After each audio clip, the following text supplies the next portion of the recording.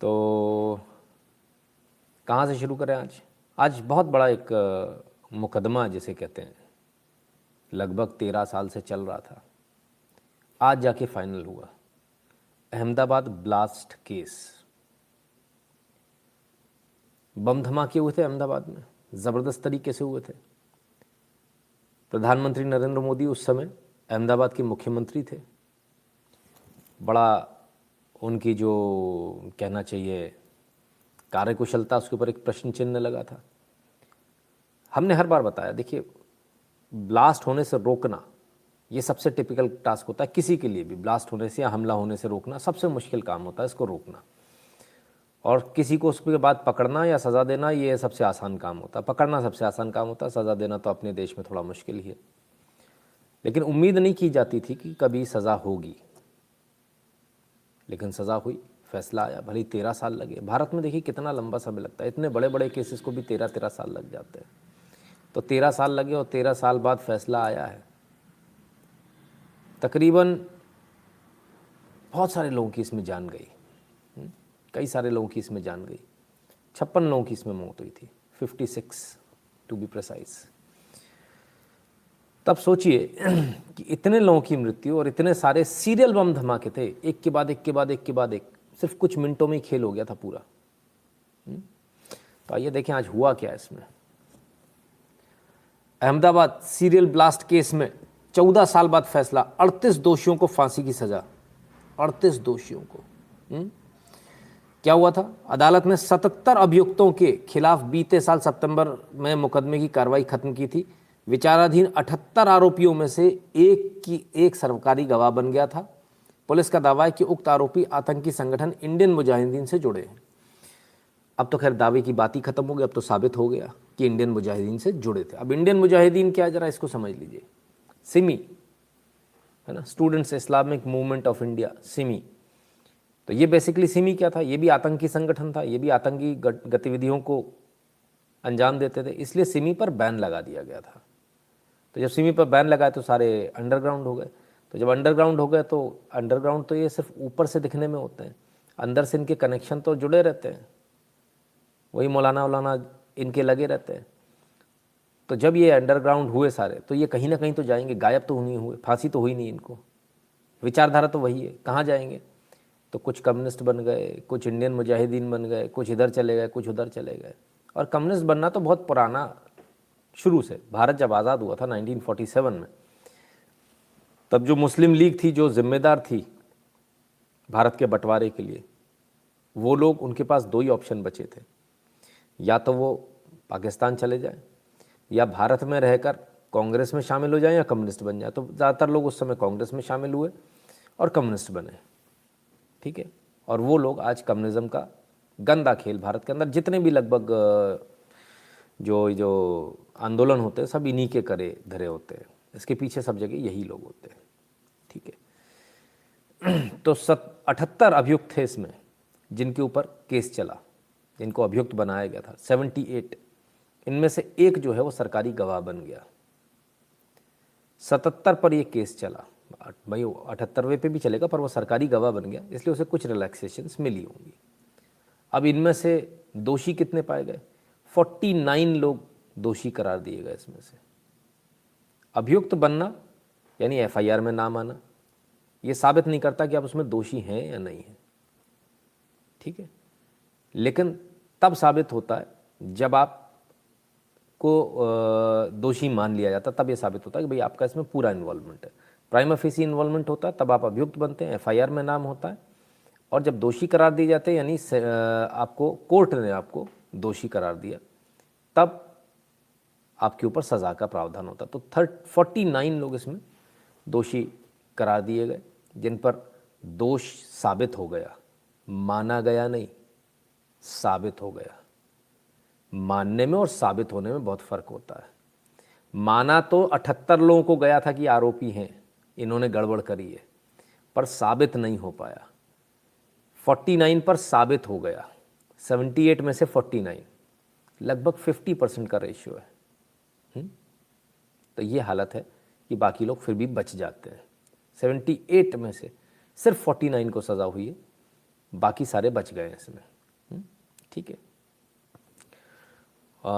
48 में से 49 में से 38 यानी 38 को मौत की सज़ा हुई है। तो पहले ज़रा देख लें ये मौत की सज़ा जिन जिन को ये कौन कौन है वो। 38 को सजाए मौत, 11 दोषियों को आजीवन कारावास, 70 मिनट में 21 धमाकों से दहल गया था देश। 21 धमाके हुए थे, सीरियल ब्लास्ट, सिर्फ 70 मिनट में। 70 मिनट में खेल हो गया था पूरे गुजरात का। और 38 लोगों को अब इसमें फांसी की सज़ा हुई है, सजाए मौत। 11 को जब तक जिंदा रहेंगे आखिरी सांस तक उन्हें कारावास में रहना है। तो क्या हुआ ये फैसला? ये फैसला भारत के इतिहास का सबसे बड़ा फैसला है। भारत के इतिहास की सबसे बड़ी सज़ा। अहमदाबाद ब्लास्ट में 49 दोषियों में से 38 को फांसी, 11 को आखिरी सांस तक सलाखों के पीछे रहने की कैद। पहली बार एक साथ 38 को फांसी, पहली बार ऐसा फैसला आया, पहली बार। 13 साल लंबा कोर्ट केस चला। 26 जुलाई 2008 की घटना थी ये। 70 मिनट में 21 धमाके हुए थे और 56 लोगों की इसमें जान चली गई थी। तो इन्होंने सोचा था जैसे मुंबई बम धमाके हो वैसे ये भी धमाके हो जाएंगे, ना कोई पकड़ा जाएगा ना कुछ होगा, सब धीरे से पतली गली से निकल लेंगे। ऐसा ही इन्होंने सोचा था, पर ऐसा हो नहीं पाया।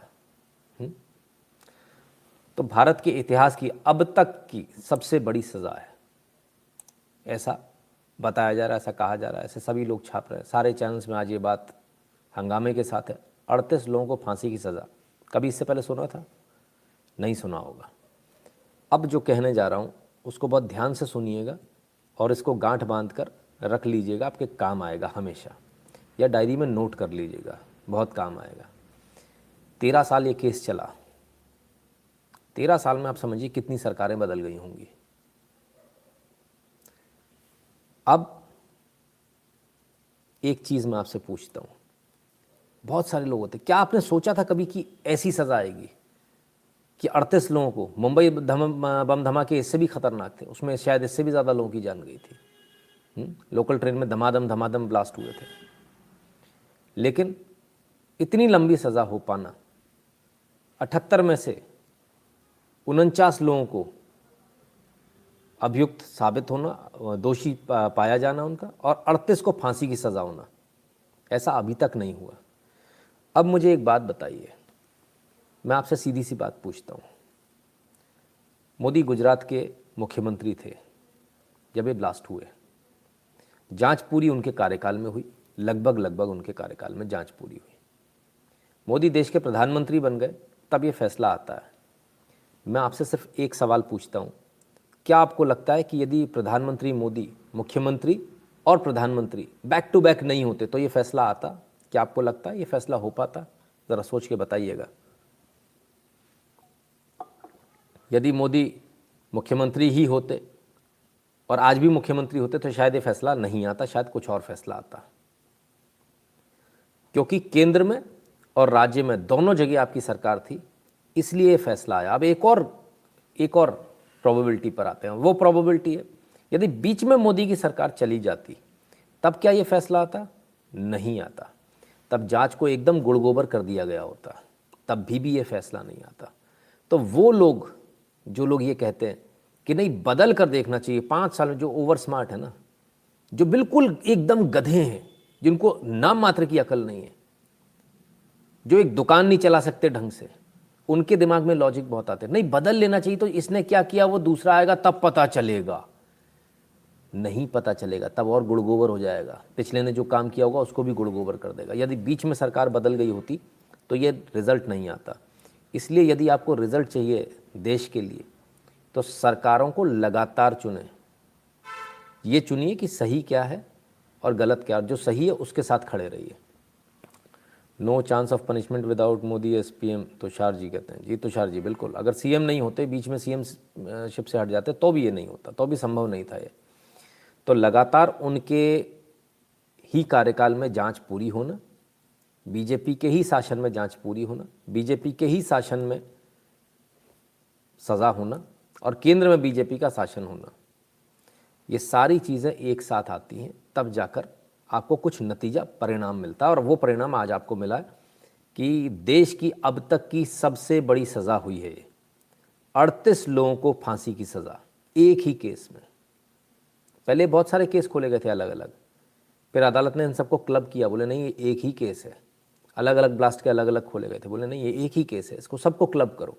तो सबको क्लब करके एक केस बनाया गया, और उसके बाद ये तमाम सारी जो जांचें थी सबको क्लब किया गया, एक साथ लाए गए, तब जाकर ये हुआ। शुरुआत में तो ये लगा कि सबको एक साथ ला रहे हैं, अब तो बड़ा मुश्किल हो जाएगा, क्योंकि एक ही होता ना, अलग अलग केस में अलग अलग छोटे छोटे माइन्यूटली पकड़ेंगे तो अलग अलग सज़ा कराना आसान होगा, एक साथ करेंगे तो बड़ा केस हो जाएगा, तो उसमें सज़ा कराना आसान नहीं होगा, ऐसा पुलिस का अक्सर मानना होता है। लेकिन ये पहला ऐसा केस है जिसमें जांच को क्लब भी किया गया, सब कुछ क्लब किया गया, बड़ा केस बनाया गया, एक केस बनाया गया, और इसके बाद जो फैसला आता है वो ये आता है कि 78 आरोप इसमें आरोपी बनते हैं, 78 लोग इसमें आरोपी बनते हैं, एक सरकारी गवाह बन जाता है, 77 के खिलाफ जो है मुकदमे चलते हैं, फुल फ्लेजेड मुकदमे चलते हैं, जिसमें से 49 लोग, एक कम 50, हाफ सेंचुरी में एक कम, इन पर दोष सिद्ध हो जाता है, सबूत इनके खिलाफ पाए जाते हैं, पूर्णतः ये गलती पर पाए जाते हैं।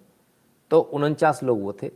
38 वो थे जिनको क्लियर कट ये माना गया कि ये तो 100% इन्होंने धमाके किए हैं, इन्हीं ने किए, उन्होंने कबूला भी है, तमाम सारे जो भी डॉक्यूमेंट्स हैं वो अदालत में लगे हुए हैं, उनकी गवाहियाँ भी लगी, उनके बयान भी लगे, और उनके खिलाफ जो हज़ारों लोगों ने गवाही दी वो भी गवाही वहाँ मौजूद है।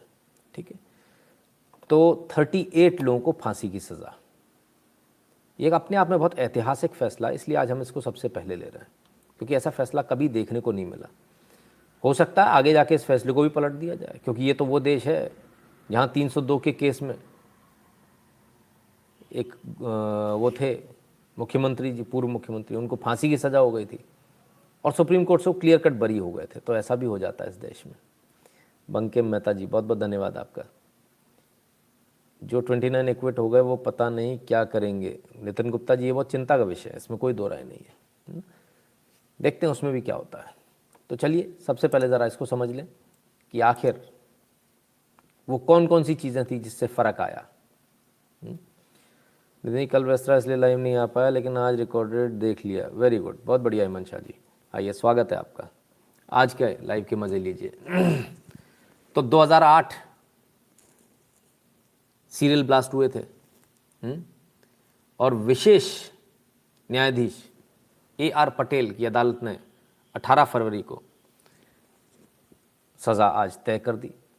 इसमें कई सारे जजेस बदले गए, कई सारे जजेस बदले गए, तमाम सारी अदालतें भी बदली, लेकिन फिर भी साबित हो गया, ये बहुत बड़ी बात है, क्योंकि इतने समय बाद कुछ साबित होता नहीं। 56 लोगों की मौत हुई थी। 26 जुलाई 2008 को बम धमाके हुए थे सिलसिलेवार, 70 मिनट के अंदर 56 लोगों की मृत्यु हो गई थी खटाक से, 200 से अधिक लोग घायल हुए थे, 13 साल से ज़्यादा समय ये मुकदमा चला, और 49 लोगों को दोषी ठहराया गया, 28 अन्य को स्पेशल कोर्ट ने बरी कर दिया। ये UAPA की स्पेशल कोर्ट थी। ठीक है, सज़ा की सुनवाई आज हो गई। ठीक है, और सुनवाई होने पर ये पूरी चीज़ें एकदम क्लियरिटी के साथ सामने आ गई। अब ज़रा सबसे पहले समझिए कि इसमें हुआ क्या, क्यों हुआ ये, इसको समझिए। वो इसलिए आवश्यक है क्योंकि आपको इसके पीछे जो विक्टिम कार्ड वाले लोग हैं वो भी आएंगे। उनका कहना है हम 2002 के दंगों का बदला ले रहे थे। अच्छा, तो 2002 के दंगों का बदला लेना था तो उस मौलाना को पकड़ना था, उस कांग्रेस के कॉरपोरेटर को पकड़ना था जिसने 2002 में गोधरा में ट्रेन को जलाया था, कार सेवकों को जलाया था। तो मतलब पहले भी तुम जलाओगे, फिर ये कहोगे 2002 के दंगों का बदला ले रहे थे इसलिए हमने ब्लास्ट कर दिए। ये आतंकवादी मानसिकता और इसको छुपाने का जो एक तरीका है, और अभी जिहादनें आ जाएंगी इनके फेवर में, ये जो है ये विक्टिम लोग हैं बेचारे, है ना। हाँ ऋषभ सिन्हा जी, बिल्कुल सही करें आप, है ना। तो अभी बहुत कुछ बाकी है, ऐसा नहीं कि सब कुछ हो गया। ठीक है ना। तो इसमें 28 आरोपी बरी भी हो गए इन सब में।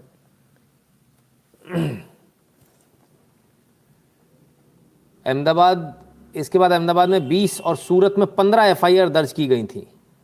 अदालत की ओर से सभी 35 एफआईआर को एक साथ जोड़ देने के बाद दिसंबर 2009 में 78 आरोपियों के खिलाफ मुकदमे की शुरुआत कर दी। हमने जैसा आपको बताया अलग अलग एफआईआर थी, 20 अहमदाबाद में, 15 सूरत में, सबको एक साथ जोड़ दिया गया तो 35 एफआईआर का एक केस बनाया गया। अलग अलग 35 केस नहीं चलेंगे, एक केस चलेगा। और 1100 गवाहों का परीक्षण किया गया, क्रॉस एग्जामिनेशन 1100 गवाहों का हुआ है। 1100 सोचिए कितना बड़ा ये केस था अपने आप में। सबसे मजे की बात कि इस केस की और छोर नहीं मिल रहा था, पता ही नहीं चल रहा था कि आखिर कहाँ से शुरू करें, कहाँ से इसको वो करें। किसी को अता पता नहीं चल रहा था। ऐसे में एक लिंक मिली, उस लिंक पर काम किया। तब लिंक पर काम करने के बाद ये हुआ कि पकड़ में आया आरोपी। बहरहाल पहले लेकिन ज़रा और तथ्यों पे जानकारी ले लें, कौन कौन कहाँ का था, किधर किधर से आए, और क्या इनके जो इरादे थे वो तो सबको मालूम ही है। उसमें कोई दो राय नहीं। बम धमाके करने थे, 2002 का बदला लेना था। अब बदला पूरा हुआ नहीं हुआ भगवान जाने। और जो 29 आरोपी जो बरी हुए हैं वो सबूतों के अभाव में बरी हुए हैं। ऐसा मत मानिएगा कि वो क्लियर कट बरी हुए, सबूतों के अभाव में बरी हुए हैं। ठीक है, सभी को चौराहे पर फांसी देना चाहिए। तो फिर सर उनमें और अफगानिस्तान वाले और अपन लोगों में कोई फ़र्क नहीं रह जाएगा ना। खैर, जिन लोगों को फांसी हुई है ज़रा उनके नाम देख लीजिए। जाहिद शेख अहमदाबाद के, इमरान इब्राहिम वडोदरा के, इकबाल कासम वडोदरा के, शमशुद्दीन शेख अहमदाबाद के, गयासुद्दीन अंसारी अहमदाबाद के, मोहम्मद कागजी अहमदाबाद के, मोहम्मद उस्मान वडोदरा के, यूनुस मंसूरी अहमदाबाद के, करीमुद्दीन चांद मोहम्मद नागौरी उज्जैन के, आमिल परवाज़ उज्जैन के, सिबली अहमद करीम केरल के, सफदर नागौरी उज्जैन के, हनीफ हुसैन कर्नाटक के, मोहम्मद साजिद भरूच के, मुफ्ती अबू बसर शेख, मुफ्ती भी शामिल है भाई इसमें, मुफ्ती भी है ना, ये देखिए आप। ठीक है, तो ये उत्तर प्रदेश के, अब्बास समेजा भुज के, जावेद शेख अहमदाबाद के, मोहम्मद इस्माइल अहमदाबाद के। और देखिए पढ़े लिखे लोग भी मिलेंगे इसमें आपको, दिख रहे हैं ना। अफजर उस्मानी मुंबई के, मोहम्मद आरिफ मुंबई के, आसिफ शेख पुणे के, मोहम्मद आरिफ उत्तर प्रदेश, क़यामुद्दीन कपाड़िया वडोदरा, मोहम्मद शेख उत्तर प्रदेश, जीशान अहमद उत्तर प्रदेश, जियाउर रहमान उत्तर प्रदेश, मोहम्मद शकील लोहार उत्तर प्रदेश, मोहम्मद अकबर पुणे, फजले रहमान पुणे, अहमद बाबा बरेलवी कर्नाटक।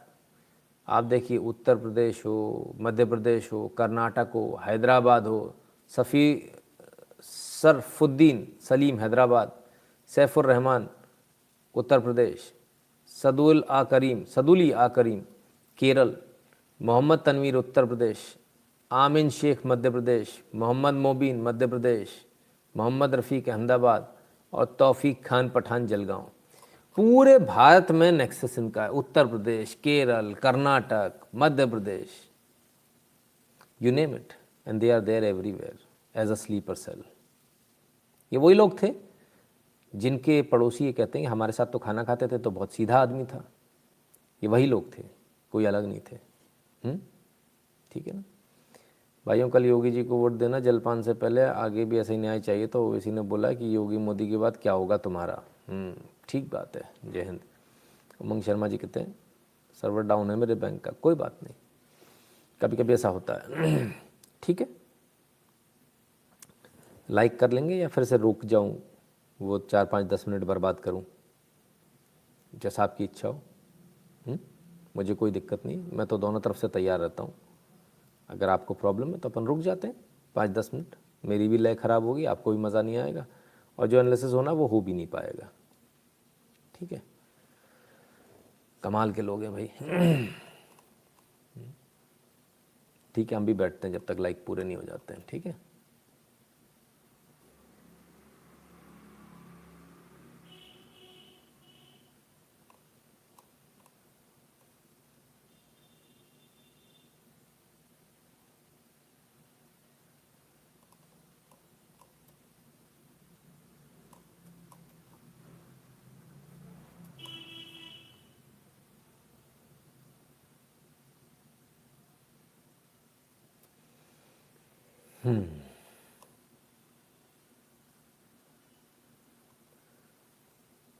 तो खैर सारी एफआईआर को क्लब किया गया। क्लब करने के बाद में केस चला। केस के बाद में लगातार, क्योंकि आपकी सरकार थी, लगातार जो ये है इन्वेस्टिगेशन में कोई बाधा नहीं उत्पन्न हुई, इसलिए ये आपके सामने आ पाया। जो बम नहीं फट पाए, देखिए अब इसके बाद में याद कीजिए, अलग अलग इलाकों से 29 बम बरामद किए गए थे, जिसमें से 17 वारछा इलाके में और अन्य कतारगाम, मधीरपुरा और उमरा इलाके में मिले थे। जांच में पता चला कि गलत सर्किट और डेटोनेटर की वजह से इन बमों में विस्फोट नहीं हो पाया था। यानी 29 बम तो वो थे जो फट नहीं पाए थे, ठीक है ना। ये 29 बम और फट जाते तो क्या गजब का हाल होता, जरा सोचिए। याद है आपको वो पुलिया के ऊपर पेड़ पे टंगे हुए बम, वो लकड़ी वाली केसिंग में, है ना, ऐसे फिर ऐसे फिर ऐसे, इस तरह से था, यूं फिर यूं फिर यूं, ठीक है ना, एक तरह से फैला हुआ यू शेप कहें तो। तो ये सारा कुछ हुआ, 29 बम इसमें से बच गए। अब जाहिल हैं, ठीक से सर्किट लगाना नहीं आया, डिटोनेटर नहीं ऑन हो पाए, तो बच गए, नहीं तो खेल हो जाता। गुरुजी, मैं ओडिशा का रहने वाला हूँ। यूपी इलेक्शन के नतीजे के बारे में सोचो तो घबराहट सी होती है, ऐसा क्यों? अनिल मलिक जी, करेंगे इस बारे में बात करेंगे, अभी यूपी वाली बात पर आएंगे ना।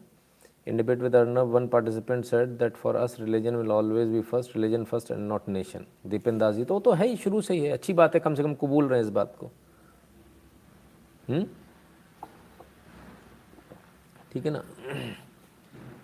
तो खैर, सिमी और इंडियन मुजाहिदीन 2002 के दंगों का बदला ले रहे थे। 2002 के दंगे भी इन्हीं ने किए थे।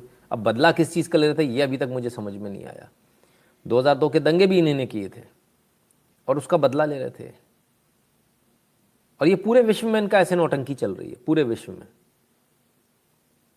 पूरी तरह से एक्सपोज हो चुका है इस्लाम का रेडिकल टेररिज्म जो है ना, रेडिकल इस्लामिस्ट टेररिज्म पूरी दुनिया में एक्सपोज हो चुका है। लेकिन इसके बावजूद कोई बोलने को तैयार नहीं। पैसा बहुत है ना, तेल का पैसा आ रहा, पानी का पैसा हुआ एक्चुअली।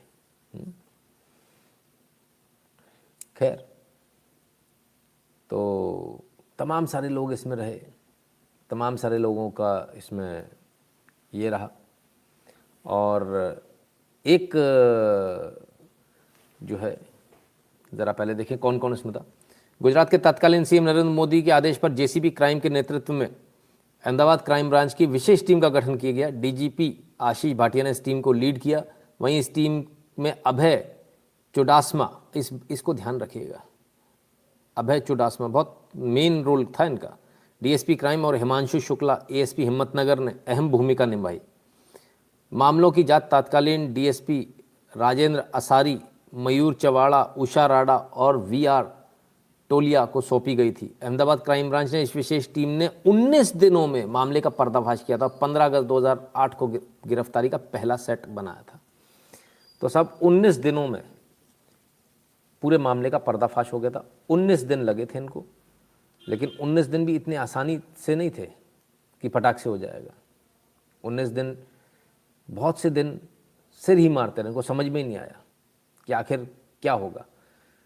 तो 19 दिन में 30 आतंकवादी पकड़ लिए। स्पेशल टीम ने महज 19 दिनों में 30 आतंकवादियों को पकड़ जेल भेज दिया था। इसके बाद बाकी आतंकी देश के अलग अलग शहरों से पकड़े जाते रहे। अहमदाबाद में हुए धमाकों से पहले इंडियन मुजाहिदीन की इसी टीम ने जयपुर और वाराणसी में भी धमाकों को अंजाम दिया था। सेम टीम जयपुर और वाराणसी में भी जो धमाके हुए थे, याद है, हनुमान मंदिर के बाहर, उसको भी इसी टीम ने दिया था। देश के कई राज्यों से पुलिस इसे पकड़ने में लगी हुई थी, लेकिन ये एक के बाद एक ब्लास्ट करते चले गए। अहमदाबाद धमाकों के दूसरे दिन यानी 27 जुलाई को सूरत में भी सीरियल ब्लास्ट की कोशिश की गई थी, लेकिन टाइमर में गड़बड़ी की वजह से बम फट नहीं पाए थे। आप हिम्मत देखिए, अहमदाबाद में कर दिए और अगले ही दिन सूरत में भी करने चल दिए। डर खौफ नाम की कोई चीज़ है ही नहीं भाई, डर है ही नहीं किसी भी प्रकार का। और अभी भी आप क्या बोलोगे, आप नहलाओगे धुलाओगे, सुबह बोलोगे भाई अपनी पूजा अर्चना कर लो, तो फांसी चढ़ने के लिए तैयार हैं वो तो। These people are doing this only for Ghazwa Hind. आज ये अभी तक आपको नहीं मालूम चला? चिल्ली मैंगो जी, आज आपको पहली बार मालूम चल रहा है? चलिए, कैसे तो चला। तो साहब ये चला और तमाम सारी इसमें आपको जो लोगों ने बचाने के प्रयास भी किए, तमाम सारे जो इनके वो थे, क्या कहना चाहिए, आका, उन्होंने भी बचाने का प्रयास किया।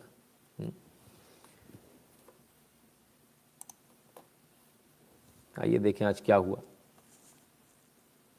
जगह पर मौजूद हैं, कोर्ट में मौजूद हैं। बहुत सारे थाउजेंड्स ऑफ एविडेंस प्रोड्यूस किए थे, डॉक्यूमेंट कोर्ट ने उसको एग्जिबिट किया था और 1167 विटनेस इसको एग्जामिन किया था। उसमें से except 12 accused, all the witnesses has supported the prosecution case and other scientific evidence, 164 statement of CrPC and evidence की सेक्शन 27 के जो पंच नंबर ड्रॉ किए गए थे, कहाँ मीटिंग की थी, कहाँ हमने ब्लास्ट करने के लिए रखा था, कब ब्लास्ट किया था, कहाँ ट्रेनिंग ली थी, केरला में, बड़ौदा में, वो सब एविडेंस और इन्वेस्टिगेशन ऑफिसर्स जो थे, इनकी सबकी जुबानी को देखते हुए कोर्ट ने ये सजा की है। कुल 49 इस आरोपी हैं इस पूरे मामले में। किन आरोपियों को क्या सजा सुनाई गई, एक बार वापस से बता दीजिए। ये 38 एक्यूज को कैपिटल पनिशमेंट दिया गया है, फांसी की सजा सुनाई गई और 11 एक्यूज को up to the last breath सजा सुनाई गई है। जी, तो आपने सुना तो साहब इतने सारे सवा गवाह सबूत, दुनिया भर की चीज़ें, और फाइनली चलिए साहब किसी प्रकार से कैसे तो पकड़ में आए। उमंग शर्मा ने कहा श्राद्ध के साथ फीस स्वीकार, श्रद्धा के साथ फीस स्वीकार कर दीजिए। मैंने 3 दिन लाइव देख पाता हूँ, पर रोज़ आप रोज़ करते हैं। धन्यवाद उमंग शर्मा जी, बहुत बहुत धन्यवाद। तो साहब इसमें मामला कहाँ अटका? मामला ये अटका कि पुलिस को कुछ समझ में नहीं आ रहा था कहाँ से क्या करें। जो गाड़ियों की जो फोटोग्राफ्स हैं, उन फोटोग्राफ्स को लेकर आगे बढ़े, और जब उन फोटोग्राफ्स को आगे बढ़े तब एक जगह जाकर सुई अटकी। और वो सुई कैसे अटकी, ज़रा उसको भी देखिए कि वो सुई कहाँ अटकी थी। तब उस एक फ़ोटोग्राफ से, एक फ़ोन कॉल से पूरा मामला आया था। अहमदाबाद ब्लास्ट जानिए उलझती जा रही थी, जब उलझती जा रही थी जांच एजेंसी, तब भरूच से एक फ़ोन कॉल ने दी उम्मीद। क्या हुआ था भरूच से, किसका फ़ोन आया था, आइए ज़रा इसको देख लें। क्राइम ब्रांच ने देश में चोरी हुई सभी गाड़ियों की जानकारी इकट्ठी की, लेकिन इससे भी कोई जानकारी नहीं मिली।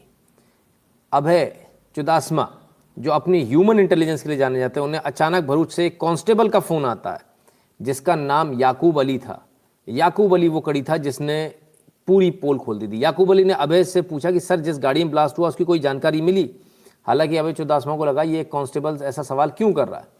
याकूब ने तुरंत ही कहा कि सर, मैंने ब्लास्ट केस के फ़ोटो देखे, जो कार दोनों अस्पताल में ब्लास्ट के लिए इस्तेमाल हुई है वह मैंने भरूच में देखी है। अभय की इस बात को सुनकर उन्होंने और जानकारी ली और पता चला कि भरूच में कहाँ देखी। तो भरूच में एक गुलाम भाई रहते हैं, तो ये उनके घर के पास देखी थी। तो इसके बाद में जब इससे कहा गया कांस्टेबल से कि भाई इसका पता लगाओ, तो ये गुलाम भाई के घर गए। इन्होंने गुलाम भाई को फ़ोटो दिखाई, बोले इस गाड़ी को पहचानते हो? गुलाम भाई गाड़ी को पहचान गए, बोले हाँ यार, ये तो गाड़ी मेरे घर के बाहर ही खड़ी थी। तो बोले कैसे? तो बोले जो किराए पर रुकने आए थे, कुछ दिनों के लिए किराए पर रुकने आए थे, ये गाड़ी उनकी थी। ठीक, गुलाम भाई भी तस्वीर देखकर चौंक गए और कहा कि ये कार उनके घर पर 2-3 दिन के लिए किराए पर रुकने वाले लोगों की है। याकूब ने पूरा मामला समझाया। गुलाम भाई ने का नंबर लिया। याकूब तुरंत पुलिस स्टेशन आया और डीएसपी चुदासमा को ये सारी जानकारी दी। याकूब अली को पता ही नहीं था कि उसकी ये जानकारी कितनी महत्वपूर्ण है, जिसे क्राइम ब्रांच की जांच को पूरी लीड हासिल हुई। एक और इसमें किरदार है, दिलीप ठाकुर। ये सबसे इम्पोर्टेंट किरदार है। वहीं दिलीप ठाकुर ने 26 जनवरी 2008 को जब ब्लास्ट हुआ तो उस वक्त जितने भी नंबर फ़ोन आए थे उन सब नंबर को एक के बाद एक सर्विलांस किया। लाखों फ़ोन नंबर को दिलीप ठाकुर ने मैनुअली चेक किया और ऐसे कुछ संदिग्ध नंबर क्राइम ब्रांच के अधिकारियों को दिए। तो ये सारे नंबर्स जो उस समय वहाँ चालू थे, जो जिनसे फ़ोन कॉल्स हुई थी, ये लाखों नंबर्स को ट्रेस किया गया। दिलीप ठाकुर ने उसको ट्रेस किया और उसके बाद जो इसमें से इम्पॉर्टेंट नंबर थे, जो शक वाले नंबर थे, जिन पर ये यकीन हो रहा था कि ये लोग इसमें शामिल हैं, उनके नंबर जो है क्राइम ब्रांच को दिए। तो ये बहुत बड़ा मैटर था, मतलब भूसे के ढेर में से कील ढूंढने बराबर। लेकिन किस्मत अच्छी थी इसलिए ढूंढ पाए, नहीं तो शायद कभी नहीं ढूंढ पाते और शायद कभी नहीं पता चलता कि ये धमाके किसने किए, क्यों किए, इसके पीछे कौन लोग थे, कभी ये मालूम नहीं चलता। तो साहब ये वो आरोपी हैं, ये वो आरोपी हैं सारे के सारे 49। ये वो आरोपी हैं जिन पर आरोप तय हो गए। अब आरोपी नहीं, सॉरी, ये मुजरिम हैं जिन पर आरोप तय हो चुके हैं। ठीक है, क्लियर है। तो ये आपके सामने है साहब, ये सब कुछ आपके सामने हो। अब ये सब कुछ 2002 का बदला लेना, फलाना करना, ढिकाना करना, ये हो क्या रहा था पहले उसको देख लें। आइए ज़रा देखें। मोदी अच्छे नसीब वाले हैं कि अहमदाबाद ब्लास्ट केस में बच गए। कोर्ट में खुलासे से मच गया देश में हड़कंप। सब कोर्ट में खुलासा हुआ था कि मारना मोदी को भी था, ऐसे ही मारना था, ब्लास्ट में उड़ा देना था धमाक, पर किस्मत वाला था, बच गया। बच गया। तो सारा जो प्रपंच था वो इस आदमी को उड़ाने के लिए था, ये बच गया बाल बाल। प्रधानमंत्री उस समय के तत्कालीन वो भी गए थे देखने। ठीक है, तो ऐसे ऐसे खुलासे कोर्ट के अंदर हुए हैं जिसे अगर आप देखेंगे तो आप भी हैरान रह जाएंगे कि आखिर ये सब हुआ कैसे। Really surprising. तो 2002 का बदला लेना था। 2002 का बदला क्या लेंगे? बोले मोदी को मारो। तो मोदी को मारेंगे तब ना बदला पूरा होगा, ऐसे कैसे हो जाएगा? कमाल की बात है। और ये सारे जो घटना है ये कोर्ट में हुई है।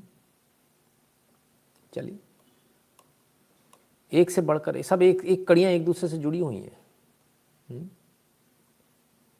तो विकास माथुर जी पूछ रहे हैं 49। अरे सर अभी तो दिखाया, इतने सारे नाम भी पढ़े।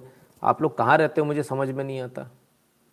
ये सारे के सारे हैं ना, स्क्रीनशॉट ले लो, आराम से नाम पढ़ते रहना। ठीक है, सारे मुस्लिम हैं इसमें, है ना, इसमें से एक भी ऐसा नहीं है जो नॉन मुस्लिम हो। ठीक है, तो पर्पस कौन था, टारगेट पे कौन था? टारगेट पे फिर आगे नरेंद्र मोदी। ठीक है भाई।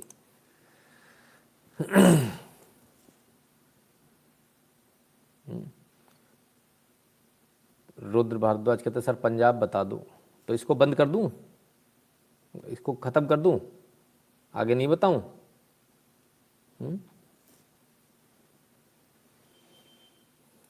ठीक है।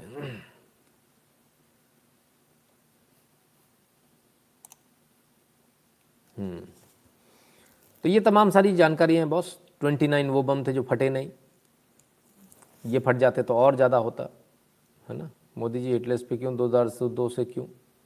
तभी से ना, जब 2002 में अपनी मनमानी नहीं करने दी तो फिर दिक्कत तो होगी ना।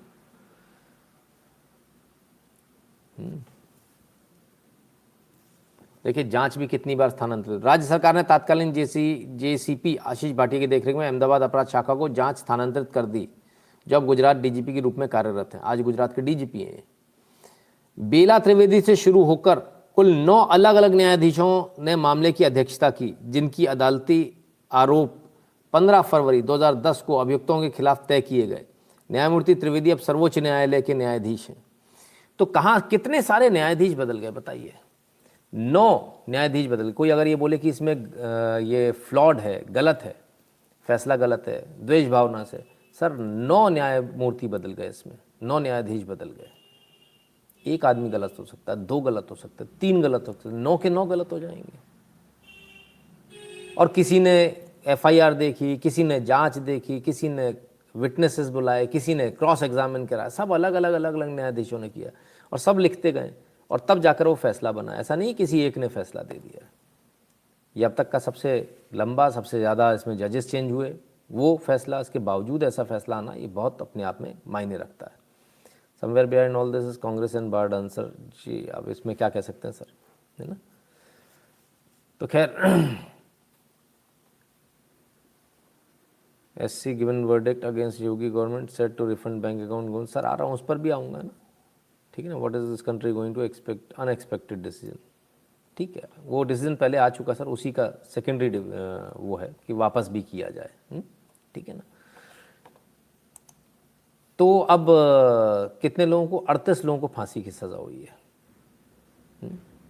और बाकी आजीवन कारावास। तब फिर क्या करेंगे, ये कुछ तो करेंगे ना, इतने बड़े हैं। अहमदाबाद बम ब्लास्ट मामले में कोर्ट के फैसले को चुनौती देंगे मौलाना अरशद मदनी, लगाया ये बड़ा आरोप। अरे साहब, क्या आरोप लगाया, कहते विशेष अदालत का फैसला अविश्वसनीय है। क्यों भाई, क्यों अविश्वसनीय? फिर आरोप तो वही लगाएंगे ना कि भैया हम तो वो हैं, फलाने ठिकाना है, ठीक है ना। चुनौती देंगे कोर्ट में, ठीक है, और कहते हैं कि तमाम सारे और मामलों में भी हमने लोगों को बचाया है, अक्षरधाम हमले वाले में बचाया है, तमाम सारी जगह बचाया है। तो कहते हैं ऐसा होता है, नीचे से सजा होती है, ऊपर से छुड़वा लेते हैं। कोर्ट ने निर्दोष लोगों को झूठे तरीके से बम ब्लास्ट में फंसाने की साजिश करने पर गुजरात पुलिस को भी फटकार लगाई थी। मौलाना अरशद मदनी ने कहा कि हमें उम्मीद है कि इस मामले में आरोपियों को राहत मिलेगी। Very good. तो साहब बचाने भी निकल पड़े, बचाने भी निकल पड़े। अभी तो सज़ा हुई भी नहीं, कोई फांसी चढ़ा भी नहीं, उससे पहले ही बचाने निकल पड़े। कमाल है। तो ये चीज़ें साहब, ये आपके देश में इस प्रकार से घटनाएं हुई। 2002 की घटना हुई, ट्रेन जा रही थी, उसको रोका, साजिश पहले से तैयार थी, पेट्रोल की कट्टियाँ पहले से तैयार थी, सब कुछ पहले से तैयार था। ट्रेन को रोका गया, ट्रेन पे पथराव किया गया, सिग्नल को रेड कर दिया गया। इसके बाद ट्रेन रुकती है, क्योंकि सिग्नल रेड है तो ड्राइवर गाड़ी आगे नहीं चलाएगा, और खड़ी गाड़ी में जिंदा परिवार के साथ, जिसमें मासूम बच्चे भी थे, छोटे छोटे बच्चे थे, उनको जिंदा जला दिया गया, भून कर एकदम। जब काली हो गई थी लाशें, तब वो लाशें निकली बाहर। तो इतनी बुरी स्थिति में ये चीज़ें हुई। ये हुआ था गोधरा में। इसके बाद दंगे हुए, तो किया किसने? फिर वही मौलाना साहब ने, और कॉरपोरेटर थे कांग्रेस के, उन्होंने तो ये सोचा था कि भाई मार देंगे, उसका रिपरकेशन हुआ। अब उसका बदला लेने के लिए 2008 में बम धमाके किए और मार दिए लोग। पहले ट्रेन में जलाए, फिर कहते ट्रेन में जो जलाए थे उससे हमको तसल्ली नहीं हुई, तो अब ये हम और मारेंगे, तब और मार लिए। तो ये स्थिति चल रही है। स्टिल रिमेंबर 1 मंथ में 8-9 सीरियल ब्लास्ट थे। हाँ, communal martial law for 10 years to Swachh Bharat. Naresh Ahuja ji. Maulana Madani a big distress to nation, Tohin Chaudhary ji कहते हैं। तोहिन जी, अब देखिए, अब कर रहे हैं तो उसमें कोई रोक तो सकता नहीं ना, ठीक है।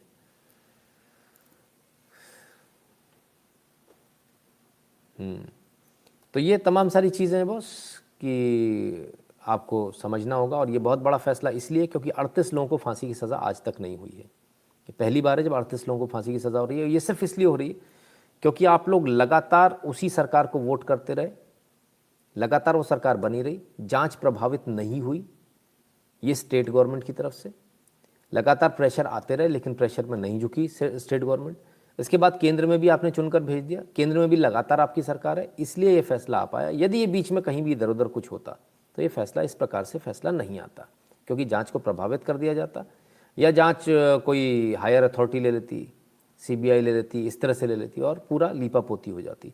तो ये तब संभव होता है। तो वो लोग जो ये कहते हैं ना, नहीं बदलाव होना चाहिए, वो दुनिया के सबसे बड़े मूर्ख लोग हैं, क्योंकि बदलाव में, भारत में जो स्पीड है वो बहुत स्लो है, पेस बहुत स्लो है यहाँ का।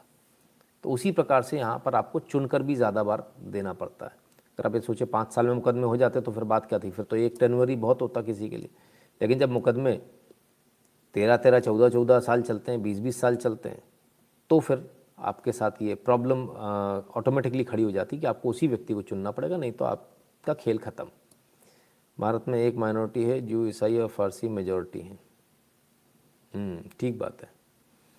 ये परिस्थिति आपके सामने है देश की, ये सब कुछ आपके सामने है ना? चलिए, तो कोर्ट से आज फैसले आतंकवाद के खिलाफ एक के बाद एक आए। एक तो ये फैसला आया, एक और फैसला आया।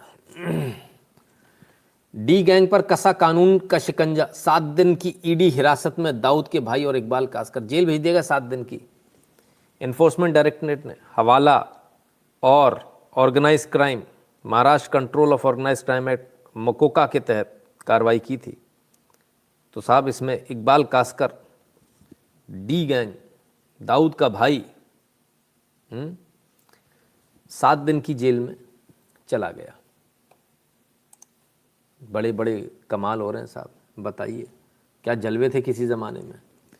मुंबई ईडी ने अंडरवर्ल्ड डॉन दाऊद इब्राहिम के भाई इकबाल कासकर को किया गिरफ्तार। कोर्ट ने 7 दिनों की हिरासत में भेजा, तो 7 दिन की जेल में भेज दिया। ईडी का केस है, हवाला से रिलेटेड है, देश में दंगों की फंडिंग का भी केस है, तमाम सारे केसेस हैं, और मनी लॉन्ड्रिंग से लेकर तमाम सारे इनके ऊपर केस फ़िलहाल हैं।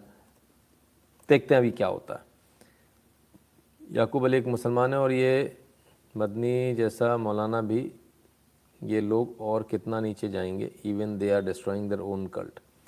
अभिजीत जी देखिए, आपने ओन कल्ट की बात करी है, तो मैं कोशिश करता हूँ एक बार पीछे जाके आपको, अगर मुझे मिल जाए, मिल गया है ना, आइए दिखाता हूँ। इनकी ओन कल्ट की इनकी कोई हैसियत ही नहीं है। मामले के संबंध में पहली गिरफ्तारी 27 जुलाई 2008 को हुई थी, जब students Islamic movement of India के एक संदिग्ध सदस्य मौलाना अब्दुल हलीम को अहमदाबाद से गिरफ्तार किया गया था। किसको? मौलाना अब्दुल हलीम। आप क्या बात कर रहे हैं सर, हर बार शुरुआत मौलाना से ही होती है। चाहे वो गोधरा में ट्रेन जलाने का हो तो मौलाना का नाम होता है, यहाँ पहली गिरफ्तारी मौलाना की होती है। तो एवरीवेयर यहाँ जहाँ भी पाएंगे ना, तो ये जो मौलाना है ना, सारा लफड़ा इन्हीं से शुरू होता है। खैर, तो ये साहब, तो इकबाल कासकर भी पकड़े गए, फिलहाल हिरासत में है, इनको भी हिरासत में भेज दिया गया। अब सब मोदी को मारना चाहते हैं, चाहे वो डी गैंग हो, चाहे बी गैंग हो, चाहे सी गैंग हो, चाहे पाकिस्तान हो, चाहे आईएसआई हो, चाहे खालिस्तानी हो, सबकी नज़र में एक ही है, मोदी। और वो चाहे आपके लाल कपड़े वाले, लाल सलामी, ये गैंग हो, कम्युनिस्ट गैंग। राजीव गांधी की तरह होनी थी पीएम मोदी की हत्या, लोकतंत्र खत्म करने की साजिश। एल्गार परिषद केस में बेल से कोर्ट का इनकार, साफ इनकार कर दिया कोर्ट ने, हम किसी प्रकार से नहीं देंगे। एकदम स्पष्ट है कि प्रधानमंत्री को मारने की साजिश थी। एनआईए स्पेशल कोर्ट जस्टिस कोठालीकर ने जिन 3 लोगों को जमानत देने से इनकार कर दिया, वे सागर गोरखे, रमेश गायचोर और ज्योति जगताप हैं। कोर्ट में बताया भैया कि ये जो हैं सीपीआईएम और में मोदी राज को किसी भी तरह से ख़त्म करना चाहते थे, और प्रधानमंत्री नरेंद्र मोदी के रोड शो को निशाना बनाकर पूर्व पीएम राजीव गांधी की हत्या जैसी एक और घटना को अंजाम देने की फिराक में थे।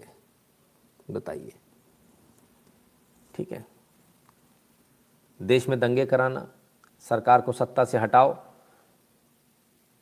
दंगे करो, ये तमाम सारी चीज़ें थी।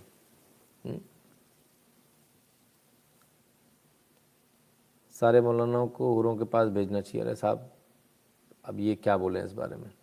जैन कहते हैं 1947 में सारी गंदगी बाहर कर देते तो सुरक्षित हो जाता, सुरक्षा पे इतना पैसा खर्च नहीं होता, ना लोग मरते, ऐसा क्यों नहीं हो पाया, इस पर भी एक लाइव करो।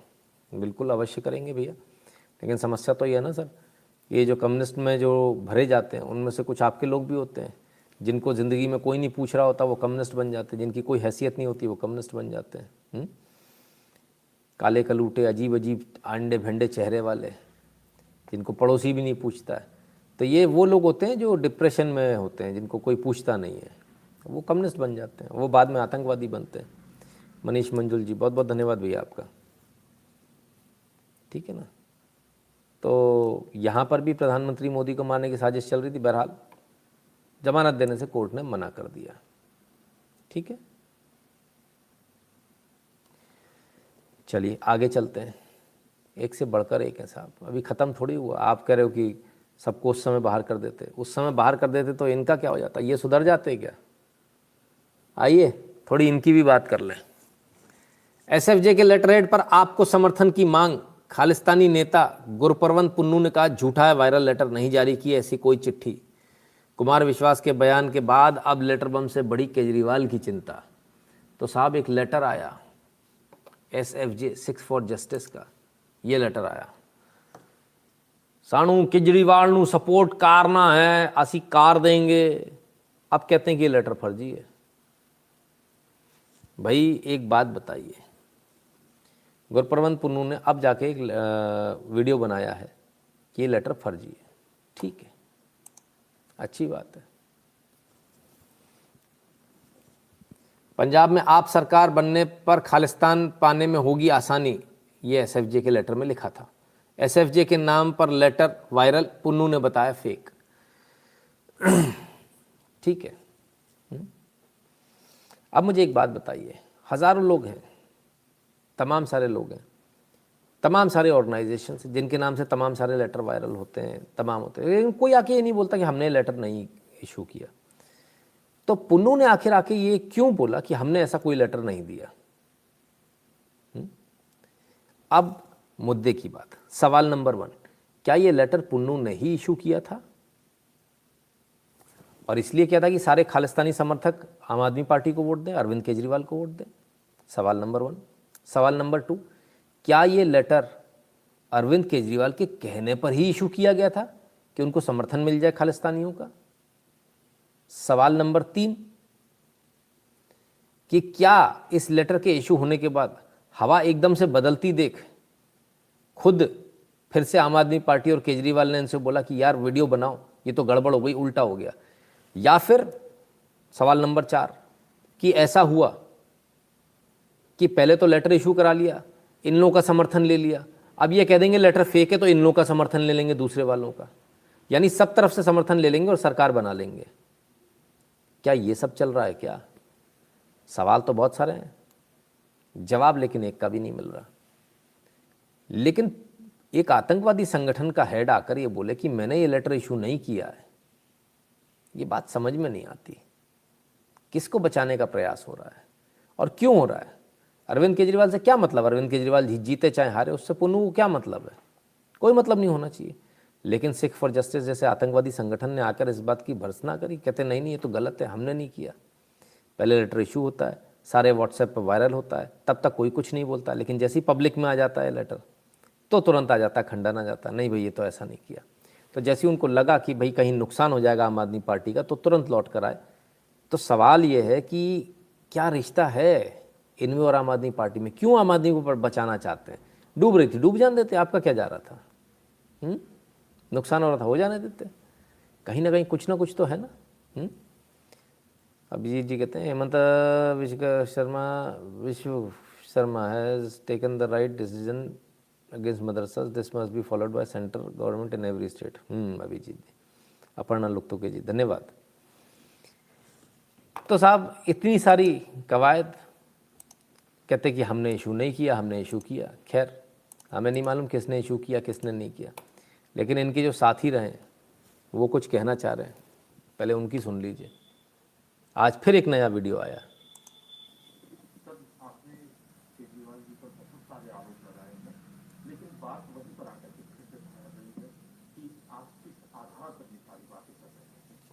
देखिए उनकी दो विशेषताएं हैं और दो चीजों में वो बहुत माहिर हैं। पहला तो बड़े आत्मविश्वास के साथ सफेद झूठ बोलना कोई भी, और दूसरा एक सूरत बना के ये सिद्ध करना कि पूरी दुनिया जो है उनके पीछे पड़ी हुई है। इस प्रक्रिया से उन्होंने एक समय में पूरे देश का मूर्ख बनाया, फिर हम साथियों का मूर्ख बनाया, फिर एक प्रदेश के लोगों पर डोरा डाला। यहाँ तक तो बात आती जाती रही, सरकार जीते हारे, लेकिन अगर कोई देश की बात थी और मुझसे अचानक किसी इंटरव्यू में एक वाक्य निकला तो उसमें इतनी परेशानी क्यों? वो आए ना, वो बात करें यहाँ पर आकर। तो उन्होंने एक बार भी ये नहीं कहा। मैं तो ये पूछना चाहता हूँ भाई, आपको तो किसी ने टेररिस्ट नहीं कहा, पर हाँ, आप मुझे ये बताइए, देश को बताइए कि क्या पिछले चुनाव में आपके घर पर टेररिस्ट एसोसिएशन से सिंपैथी रखने वाले लोग, बात कराने वाले लोग आते थे या नहीं थे? जब मैंने उस पर आपत्ति उठाई थी तो पंजाब की मीटिंग से मुझे बाहर कर दिया गया था, नहीं कर दिया गया था? बहुत बड़ा आरोप लगा रहे हैं, बहुत बड़ा आरोप लगा रहे हैं। कहते कि इनके घर पर टेररिस्ट सिंपैथाइजर्स आते थे, मीटिंग करते थे। टेररिस्ट सिंपैथाइजर्स, वो सिंपैथाइजर जो टेररिस्ट से बात कराते थे, वो लोग आते थे, उनके घर पर बैठकर बात करते थे। जब इन्होंने आपत्ति करी तो इनको पंजाब की मीटिंग से ही बाहर कर दिया गया। और सुनिए क्या कहा। और ये इनके पुराने साथी हैं तो गलत तो बोलेंगे नहीं। और मैंने एक दिन नंगे हाथ पकड़ी थी घर पे मीटिंग, बाहर एक प्रहरी भी खड़ा था कि नहीं नहीं अंदर मीटिंग चले, मैंने उसको धक्का दिया, हरियाणा का प्रहरी था वो, राइट, साइड हट। अंदर जाके देखा तो वही लोग बैठे हुए। मैंने कहा किनके साथ मिल रहा है? नहीं नहीं कुछ नहीं कुछ नहीं, इसका बड़ा फायदा होगा, इसका बड़ा फायदा होगा। तो वो ये बताएं मिल रहा है, नहीं नहीं कुछ नहीं, इसका बड़ा फायदा होगा, इसका बड़ा फायदा होगा, मिल रहा है, नहीं नहीं कुछ नहीं, इसका बड़ा फायदा होगा, इसका बड़ा फायदा होगा। तो वो ये बताएं, वो ये बताएंगे नहीं, बाकी सब वो तरह तरह के आरोप प्रत्यारोप करते रहेंगे। दूसरा, वो किसी प्लेटफॉर्म पे आके बहस क्यों नहीं करते हैं? मुझे वो कह रहे हैं कि कवि है, हास्य कवि है। अरे भैया, मैं तो पढ़ा लिखा हूं, थ्रू आउट फर्स्ट क्लास हूं, गोल्ड मेडलिस्ट हूं, कॉलेज में पढ़ाया है 17 साल। तुम तो एक ऐसे हास्य कलाकार को लिए घूम रहे हो जिसपे 10वीं 12वीं भी 3 बार में हुई है। तो तुम तो कल वो कोई गड़बड़ कर देगा तो तुम तो कह दोगे वो तो हास्य व्यंग के आदमी है, वो तो हास्य कलाकार है, मैं क्या करूं। देश का मुद्दा है। और कहते हैं कि राहुल गांधी और मोदी जी एक सुर में बोल रहे हैं। राहुल गांधी और मोदी जी एक दूसरे के खिलाफ चुनाव में भीषण वार प्रहार करते हैं, ठीक है जी, खूब एक दूसरे के राजनीतिक दुश्मन है। लेकिन कम से कम उन दो लोगों में, उन दो पार्टियों में ये तमीज तो है कि राष्ट्रीय अखंडता के मामले में एक हो जाएं। राहुल गांधी अपने पिता, अपनी दादी को इसी राष्ट्रीय अखंडता के मुद्दों पर खो चुके हैं। इसी पंजाब में बलि चढ़ चुकी है। प्रधानमंत्री कश्मीर से लेकर कन्याकुमारी तक भारत का संविधान इकसार कर चुके हैं। तो वो चुनाव में तो लड़ रहे हैं, वो कहां बनना चाह रहे हैं? भारत में मुख्यमंत्री, भारत में प्रधानमंत्री। तुम्हारा तो प्राण, तुम्हारे मुंह से निकलती कैसे हैं बातें? बोलते कैसे हो? और आखिरी बात मैं कहना चाहता हूं आपके माध्यम से, मैं उसे चुनौती देता हूं। मैं यहां बैठ के कह रहा हूं, आम आदमी पार्टी का फाउंडर, संस्थापक, इस देश को तोड़ने वाली किसी भी चीज के खिलाफ मैं खून की आखिरी बूंद तक लड़ूंगा। वो ये कह दे कि मैं खालिस्तान के खिलाफ लड़ूंगा, वो ये कह दे कि मैं खालिस्तानियों के खिलाफ लड़ूंगा, एक खालिस्तानी पनपने नहीं दूंगा, खून की आखिरी बूंद तक लड़ूंगा। वो ये कह दे कि मैं खालिस्तान के खिलाफ लड़ूंगा, वो ये कह दे कि मैं खालिस्तानियों के खिलाफ लड़ूंगा, एक खालिस्तानी पनपने नहीं दूंगा, दिल्ली में नहीं पनपने दूंगा, किसी राज्य में नहीं पनपने दूंगा। खालिस्तान मेरे खून की आखिरी बूंद के बाद भी साकार नहीं हो पाएगा। ऐसा बोल दे, एक बार बोलेगे ना, क्या चुनाव करता है? इतनी बात कहने में क्या दिक्कत है कि मैं खालिस्तान के खिलाफ हूं? मैं कह रहा हूं मेरे खिलाफ तो प्रोपेगेंडा आपने वैश्विक करा दिया, पंजाब में चुटकुले कवि सम्मेलनों के वायरल करवा दिए। पर अब जब ये लोगों को बात पता चली कि तुम्हारा बेसिक इंटेंशन क्या है, तो कह रहे नहीं मैं तो ऐसा हूं, मेरे पीछे पड़ गए। ये विक्टिम कार्ड बहुत खेल लिया, मैं तो गरीब आदमी हूं, मैं तो फला आदमी हूं। बात निकलेगी तो जरा दूर तलक जाएगी। वो अपने आप को तो साहब एकदम सीधी सी दो टूक बात है। अरविंद केजरीवाल खालिस्तान पर अपना वक्तव्य क्लियर करें, अपना वक्तव्य दें कि वो खालिस्तान को लेकर क्या सोचते हैं, क्या खालिस्तान बनना चाहिए, नहीं बनना चाहिए। अगर नहीं बनना चाहिए तो अरविंद केजरीवाल इस बात को स्पष्ट रूप से मंच के ऊपर से क्यों नहीं कहते कि खालिस्तान के वो खिलाफ हैं और खालिस्तान किसी भी कीमत पर नहीं बनने देंगे। और हर एक खालिस्तानी, एक एक खालिस्तानी आतंकवादी के खिलाफ वो हैं और उसे जड़ से उखाड़ कर ही वो दम लेंगे। ऐसा क्यों नहीं बोलते? इस देश की मिट्टी पर ही हो ना आप, इस देश की मिट्टी से ही खा रहे हो ना, यहीं का नमक खा रहे हो ना। चलिए आगे देखें और क्या बोला इन्होंने। मैं असली भगत सिंह का चेला हूं, ये बात वो कहते हैं। भगत सिंह किसके लिए लड़ रहे थे? देश की आजादी के लिए। तो इसका मतलब ये अलग देश की आजादी के लिए लड़ रहा है? बताए क्या? कम से कम भगत सिंह के नाम को कलंकित मत करे। खैर ये राजनीतिक बात है, ज्यादा नहीं होनी चाहिए, मुझे इतना ही कहना था। बहुत धन्यवाद। एक सवाल है सिर्फ, क्योंकि मैंने आम आदमी पार्टी के कई नेताओं से बात करने की कोशिश की, फोन पर तो उन्होंने बात किया, समय नहीं दिया। उनका ये कहना है कि कुमार विश्वास साहब का पॉलिटिकल एजेंडा है, वो ये बताए कि वो किस पार्टी में हूं मैं। 2016 के आखिर में लड़ाई हुई, किस पार्टी में हूं मैं आम आदमी पार्टी से निकाला गया हूं, मैंने इस्तीफा दिया है। जो आदमी कहता था स्वराज से पार्टी है, वो जब से पार्टी बनी है तब से खुद ही अध्यक्ष बना बैठा है अपनी जेब में। और आम आदमी पार्टी के दूसरे तीसरे चौथे नंबर वाले कार्यकर्ताओं को बता दूं, ज्यादा ख्वाब मत पालो, अब दामाद जी आने वाले हैं, अब बहन जी आने वाली हैं, ये वहीं ले जाएगा और लोगों को जस्टिफाई कराएगा उन चेलों को, चिंटुओं को। जो स्वराज का शिरोमणि बनता था, जो संविधान की कसम खाता, उसने अपना ही संविधान बदल दिया। कि 3 साल से ज्यादा कोई अध्यक्ष नहीं रहेगा, संयोजक नहीं रहेगा, अपना संविधान खुद बदल दिया, मैं जब तक रहूंगा तब तक रहूंगा। तो मैं किस पार्टी में हूं? मैं भारतीय जनता पार्टी में हूं, कांग्रेस में हूं, टीडीपी में हूं, तेदेपा में हूं, लेदेपा में हूं, किस में हूं मैं? वो कोई मिलता नहीं तो उसके लिए बोल रहे, उसके लिए बोले। अरे तू इधर उधर की बात न कर भाई, ये बता कि खालिस्तान के विरोध में तेरा क्या स्टेटमेंट है, ये बता कि तेरे घर पे लोग आए थे, आते थे या नहीं आते थे, और बता दे, नहीं तो मैं बता दूंगा। मैं भारतीय जनता पार्टी में हूं, कांग्रेस में हूं, टीडीपी में हूं, तेदेपा में हूं, लेदेपा में हूं, किस में हूं मैं? वो कोई मिलता नहीं तो उसके लिए बोल रहे, उसके लिए बोले। अरे तू इधर उधर की बात न कर भाई, ये बता कि खालिस्तान के विरोध में तेरा क्या स्टेटमेंट है, ये बता कि तेरे घर पे लोग आए थे, आते थे या नहीं आते थे, और बता दे, नहीं तो मैं बता दूंगा। तो साहब कुमार विश्वास ने कुल मिलाकर इनकी पूरी पोल खोल दी और एकदम स्पष्ट रूप से, बिल्कुल स्पष्ट है। ये बात पर अरविंद केजरीवाल को जवाब तो देना पड़ेगा। और मैं पंजाब के तमाम सारे लोगों से एक निवेदन करना चाहता हूँ कि अब ये बात इनकी पूरी खुल चुकी है, पोल पूरी खुल चुकी है। आप काले चोर को वोट दो, पर कम से कम आम आदमी पार्टी को वोट तो मत दो। और ऐसे में आम आदमी पार्टी के अलावा आपके पास ऑप्शन कौन सा बचता है? अकाली दल, शिरोमणि अकाली दल, फिर वही जट सिखों की राजनीति, फिर वही दूसरों पर अत्याचार करने का सिलसिला शुरू, फिर वही नशेबाजी। कांग्रेस तो चन्नी है, चन्नी तो अभी दिखावे के लिए, फिर सिद्धू आने वाले, फिर वही पाकिस्तान, सीधे बाजवा को वोट जाएगा। एक ही ऑप्शन बचता है और वो ऑप्शन बचता है बीजेपी और कैप्टन अमरिंदर सिंह का। तो मेरा तो एकदम क्लियर कट सभी से कहना है कि भाई पूरी ताकत के साथ और आप बीजेपी और कैप्टन अमरिंदर सिंह को वोट दें। इधर उधर कहीं जाने की कोई सोचने की ज़रूरत नहीं, क्योंकि अब इनकी पोल तो पूरी तरह से खुल चुकी है। और अरविंद केजरीवाल को अब सामने आकर ये बोलना पड़ेगा, बोलना चाहिए कि उनका क्या लेना देना है, उनका क्या लेना देना है खालिस्तानी आतंकवादियों से, और वो खालिस्तानी आतंकवादियों के खिलाफ क्या कह रहे हैं। 100 years back, Bhagat Singh was called a terrorist by the British. I am his staunch follower. Today, history is repeating itself. These all corrupt people have teamed up to brand the disciple of Bhagat Singh as a terrorist, but people know the truth. Arvind Kejriwal मतलब पूछा कुछ और जा रहा है, जवाब कुछ और दिया जा रहा है। भाई भगत सिंह तो अभियाल कहा ना, भगत सिंह तो देश की आज़ादी के लिए लड़ रहे थे, तो तुम कौन सा एक और देश बनाने जा रहे हो? खालिस्तान की आज़ादी के लिए लड़ रहे हो? तुम कौन हो? खालिस्तान बनाने के लिए लड़ रहे हो? खालिस्तान से तुम्हारा क्या लेना देना है? तुम्हारे घर पे खालिस्तानी आते थे आतंकवादी या नहीं आते थे? तुम्हारा खालिस्तान से कुछ लेना देना है या नहीं है? इस बात को स्पष्ट करो। और तुम खालिस्तान के खिलाफ हो या नहीं? खालिस्तान और खालिस्तानी आतंकवादियों के लिए तुम्हारे मन में क्या है, ये इस देश को जानना है, और ये इस देश को जानने का पूरा अधिकार है। चलिए, चरणजीत सिंह चन्नी को लेटर लिखा है भाई, अमित शाह जी ने लिखा है। क्या? कृपया अपने पत्र फलां का संदर्भ ग्रहण करें, जिसके द्वारा आम आदमी पार्टी के सिख फॉर जस्टिस जैसी अलगाववादी एवं प्रतिबंधित संस्था से संबंध रखने, चुनाव में सहयोग लेने आदि के संबंध में जांच का अनुरोध किया गया है। आपके अनुरोध पत्र के अनुसार एक राजनीतिक पार्टी का देश विरोधी, अलगाववादी एवं प्रतिबंधित संस्था से संपर्क रखना, चुनाव में सहयोग प्राप्त करना देश की एकता एवं अखंडता के दृष्टिकोण से अत्यंत गंभीर है। इस प्रकार के तत्वों का एजेंडा देश के दुश्मनों के एजेंडे से अलग नहीं है। यह अत्यंत निंदनीय है कि सत्ता पाने के लिए ऐसे लोग अलगाववादियों के साथ हाथ मिलाने से लेकर पंजाब और देश तोड़ने तक की सीमा तक जा सकते हैं।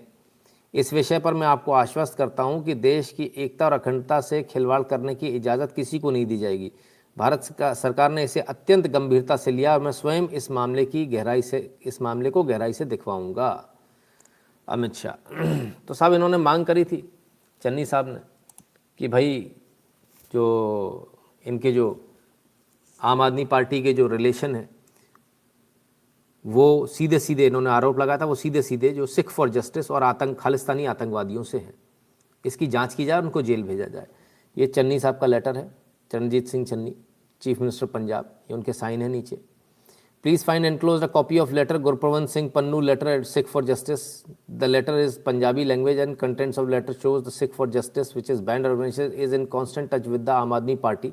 It has been mentioned in the letter that the SFJ has given its support to AAP in the election of the State Assembly in 2017, and similarly, these elections too SFJ has exhorted the election to vote for आम Aadmi party. तो इनका आरोप है कि भाई लगातार जो है इनके साथ में जुड़े हुए हैं. अरविंद केजरीवाल के इनसे रिलेशन है, कुमार विश्वास ने भी ऐसे एलिगेशन लगाए हैं, सारी बातें इन्होंने लिखी हैं इसमें। इसको लेकर अब केंद्र सरकार, केंद्रीय गृह मंत्री अमित शाह जी ने कहा कि भाई इस पर जांच होगी और मैं खुद व्यक्तिगत रूप से इसको देखूंगा। तो अरविंद केजरीवाल जी की मुश्किलें बढ़ती चली जा रही हैं। अरविंद केजरीवाल जी को चाहिए कि वो फटाफट आकर इस बात को बताएं कि खालिस्तान से उनका क्या लेना देना। भाई हर आदमी एक ही चीज़ पूछे, एक ही सवाल, खालिस्तानी और खालिस्तान के बारे में उनका क्या कहना है, खालिस्तान का क्या विचार है उनके मन में, खालिस्तानियों को लेकर क्या विचार है उनके मन में, ये उनको स्पष्ट तो करना पड़ेगा इस देश की जनता को, तभी आगे बात बनेगी। खैर, वहाँ जाकर इतनी सारी बातें कर रहे हैं कि बड़ा उन्होंने विकास कर दिया, विकास कर दिया, विकास कर दिया है, दिल्ली में विकास कर दिया। दिल्ली के विकास की मॉडल की तस्वीरें रोज आ रही हैं, जरा ये भी देख लें। जैसे बच्चे जूस पीते हैं ना घर में, ये देखो, ये पाउच है और पाउच में शराब पैक है, 50 रुपए में पियो और या तो सड़क पर डिक्के मार जाओ या घर जाते जाते जो करना तुम।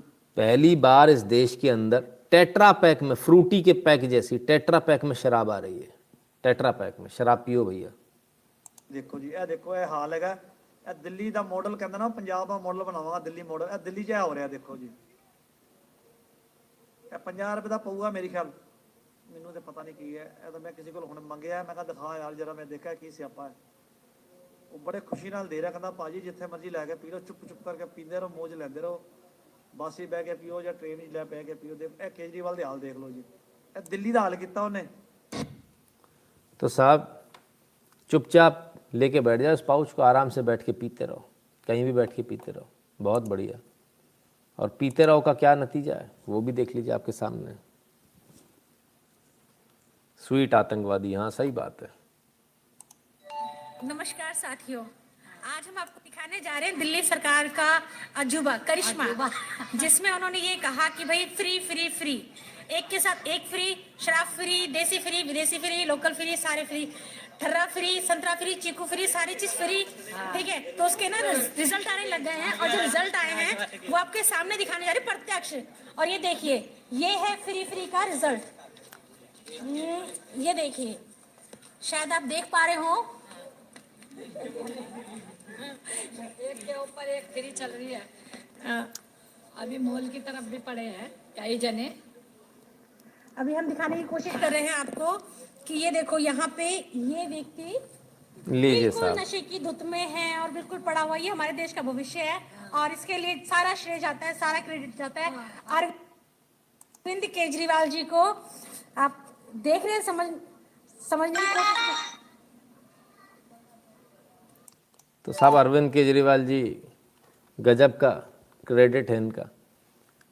कह रहे हैं कि हम पंजाब को नशा मुक्त करा देंगे। कैसे नशा मुक्त कराएंगे, हमें तो ये समझ में नहीं आता। दिल्ली को पूरी ऐसी की तैसी करके रख दी दिल्ली की। और सुनिए, सिर्फ इतना नहीं कि नशे में ही ऐसी तैसी कर दी, सिर्फ खालिस्तान नहीं, इनका माइंडसेट ही अलग है। इनका माइंडसेट ये है कि अब चांदनी चौक को मुगल कालीन स्वरूप मिलेगा, मुगल कालीन रूप देंगे। दोबारा मीना बाजार खुलेगा भाई चांदनी चौक में, आ जाओ, अपनी औरतें बेचो हिंदुओं। तो चांदनी चौक को मुगल कालीन रूप मिलने वाला है। वाह, कमाल है भाई। मुगल कालीन,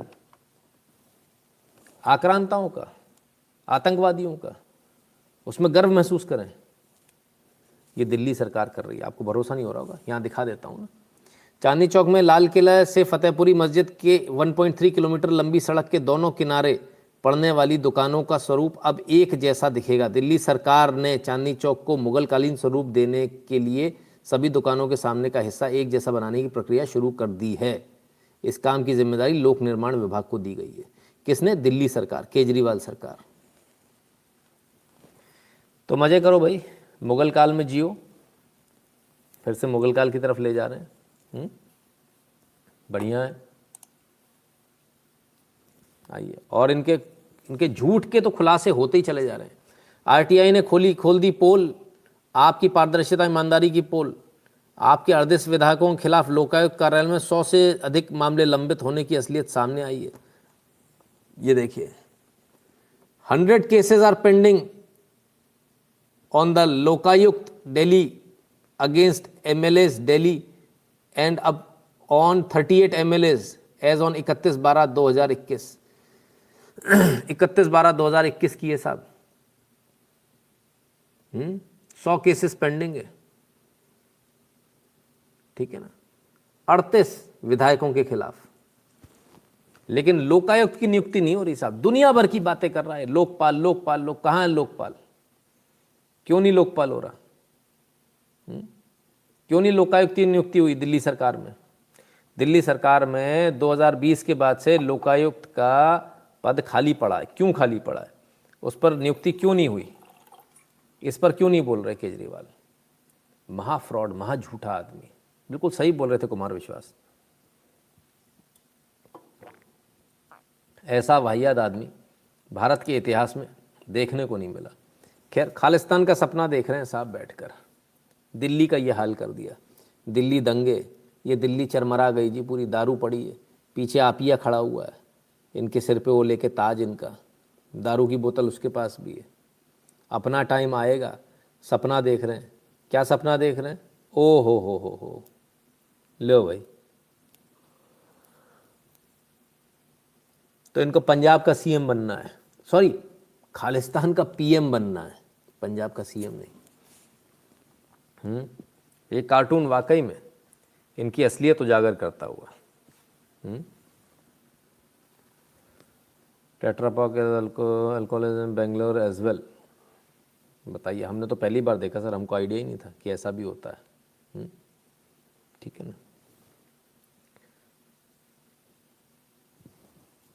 तो ये हाल कर दिया भाई इन लोकपाल का, और इनको अब नए देश का, खालिस्तान का प्रधानमंत्री बनना है।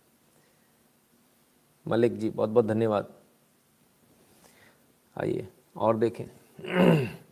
पोल तो इनकी ऐसी खुल रही है एक के बाद एक। भ्रष्टाचार तो इतना चरम पर है। अगर आपको दिल्ली में कुछ भी करना है, मकान में ज़रा सा भी आपको हेर फेर करना है, तो आपको हज़ारों रुपए की रिश्वत देनी पड़ती है। दिल्ली मूंगफली वाले के जरिए रिश्वत ले रही थी आप पार्षद, सीबीआई ने रंगे हाथों किया गिरफ्तार। सीबीआई ने धर लिया भैया इनको, रंगे हाथों इनको पकड़ा। मूंगफली वाला है, उसके जरिए होता था।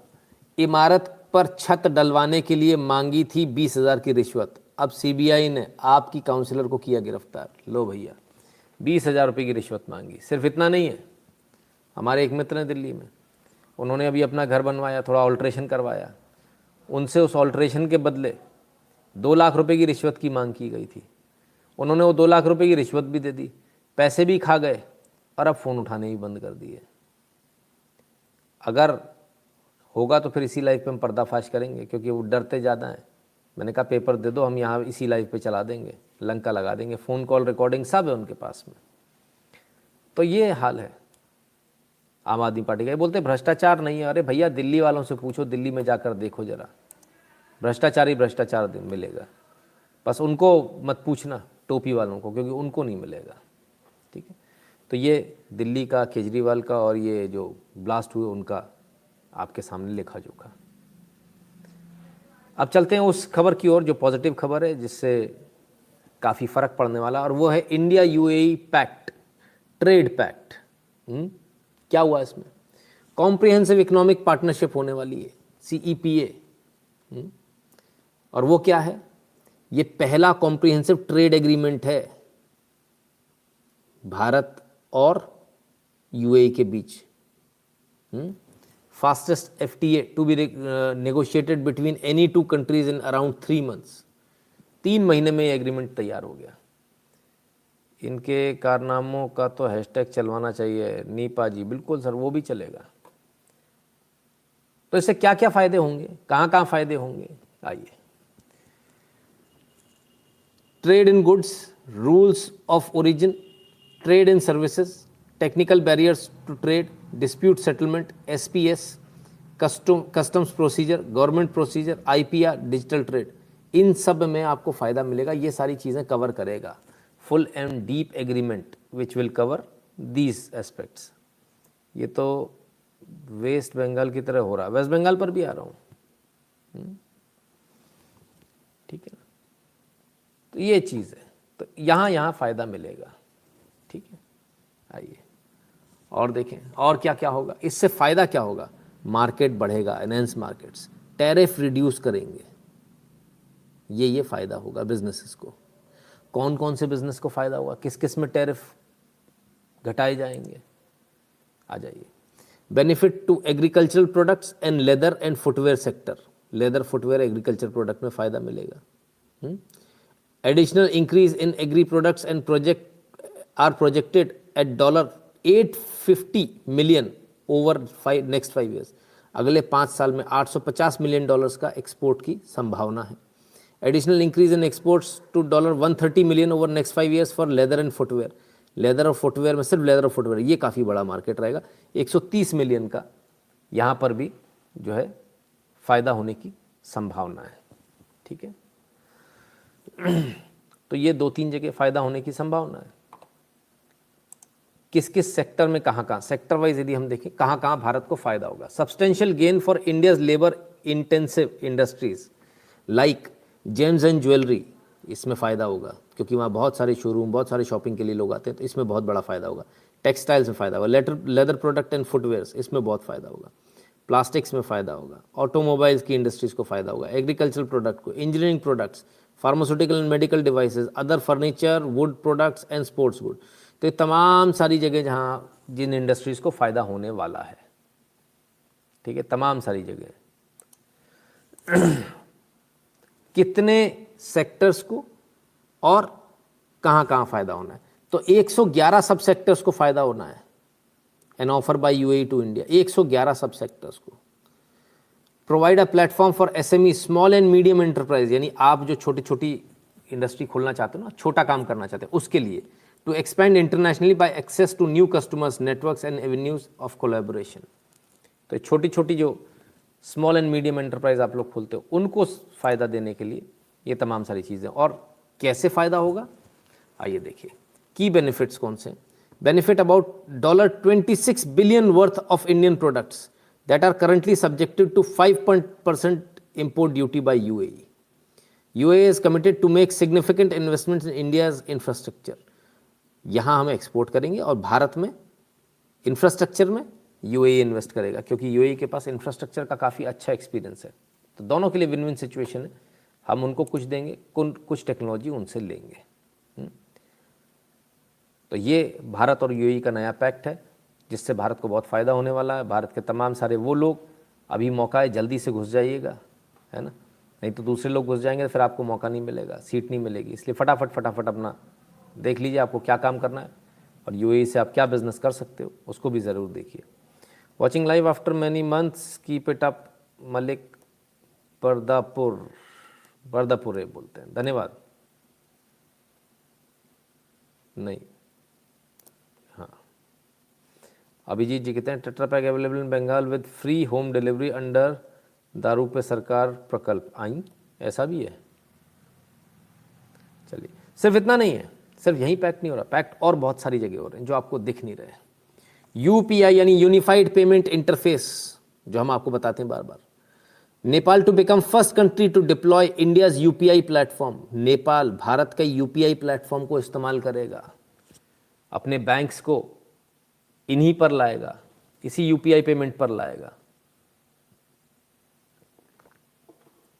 कभी सपने में सोचा था कि आपका कोई पेमेंट इंटरफेस दुनिया का कोई दूसरा देश भी इस्तेमाल करेगा? कभी नहीं करते हैं। लेकिन इतना रोबस्ट मैकेनिज्म है UPI का, इतना रोबस्ट मैकेनिज्म है कि नेपाल अब इसको इस्तेमाल करने की बात कर रहा है। अब नेपाल में UPI चलेगा भारत का। ठीक है, देखिए धीरे धीरे करके भारत आगे बढ़ रहा है, और आगे बढ़ने का धीरे धीरे आपको जो दिखेगा ना। आइए एयरपोर्ट एडिशन पर देख लीजिए भाई, एयरपोर्ट पर किताबें, तो किताबें कौन सी है? Uttar Pradesh, the monk who changed, who transformed Uttar Pradesh, ये वीर सावरकर। और सावरकर जब ये दिखने लगता ना आपको, ये द हिंदू वे, ठीक है ना, एंशिएंट इंडिया। भारत बदल रहा है भाई, भारत बदल रहा है। अब एयरपोर्ट पे भी इस प्रकार की किताबें आने लगी, जिनको कोई रखता ही नहीं था, जिनको रखने से लोगों को डर लगता था कि इसको रखेंगे तो दिक्कत हो जाएगी, एयरपोर्ट ही बंद ना हो जाए कहीं हमारा। ठीक है ना, तो ये भारत बदल रहा है। चलिए उत्तर प्रदेश की खबरों पे चलें, उससे पहले 8770720196 इस नंबर पर गूगल पे, पेटीएम, फ़ोनपे के माध्यम से सपोर्ट कंट्रीब्यूट करें। भीम यूपीआई एड्रेस है n.shukla@UPI। और यदि भारत के बाहर है तो patreon.com/नितिन शुक्ला और paypal.me/नितिन शुक्ला GWL, इन तमाम जगहों से आप सपोर्ट कर सकते हैं। यूएसए में मिल रहा डिजिटल बुक भी है सावरकर का जी का बुक। अरे वेरी गुड, बहुत बढ़िया।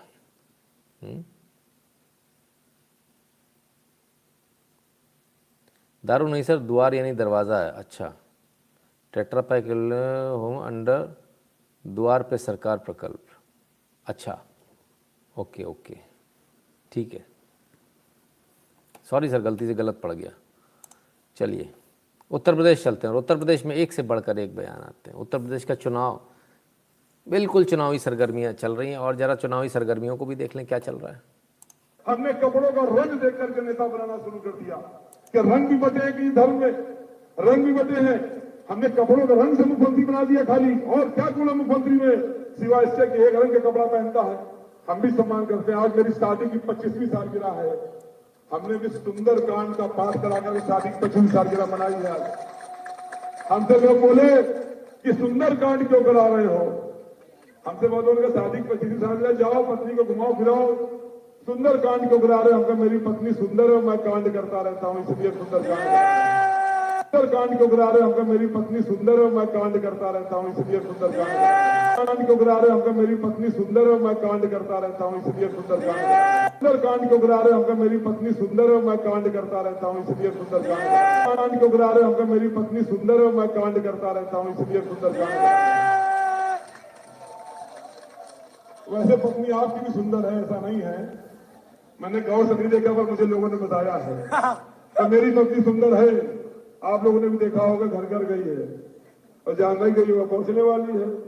पर ठीक नजर से देखना भाई, क्योंकि मैं कांड करता रहता हूँ। हमने कपड़ों, क्या बात है, पत्नी सुंदर और ये कांड करते रहते हैं, इसलिए इन्होंने सुंदर कांड कराया। नहीं तो ये इनकी भाषा है, ये इनके लोग हैं। सुंदर कांड का इन्होंने क्या मतलब निकाला है, किस प्रकार से भगवान को, ये नमाजवादी पार्टी का एक पेट हिसाब है कि हिंदुओं को किस प्रकार से उनके मुंह पे थूको, उनको लज्जित करो। तो अब इन विधायक महोदय जी से एक बात पूछना चाहता हूँ, कांड कहाँ करते हो, घर पे या बाहर? तुम कह रहे हो कांड बहुत करने वाला आदमी हूँ, मैं कांड करता हूँ। तुम कहाँ कांड करते हो? तुम्हारे घर में कौन कांड कर जाता है तुम्हें पता है? तुम कांड ही करते रह जाते हो, तुम्हारे घर पे कर्मकांड हो जाता है, तुम्हें मालूम ही नहीं है। इतनी बुरी हालत है। कहाँ कहाँ से लोग आते हैं समझ में नहीं आता। विरल पटेल जी धन्यवाद। इन पर मुकदमा होना चाहिए कायदे से, तब ऐसे लोग सुधरेंगे। चलिए, इटावा से एक वीडियो आ रहा है सर, हमारे एक दर्शक ने इटावा से एक वीडियो भेजा, आइए ज़रा देखें।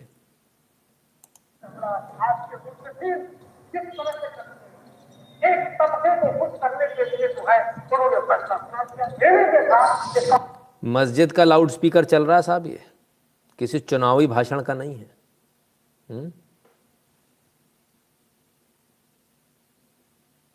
कानून क्या है, हुकूम क्या है, उसके बुनियाद पर फैसला करना।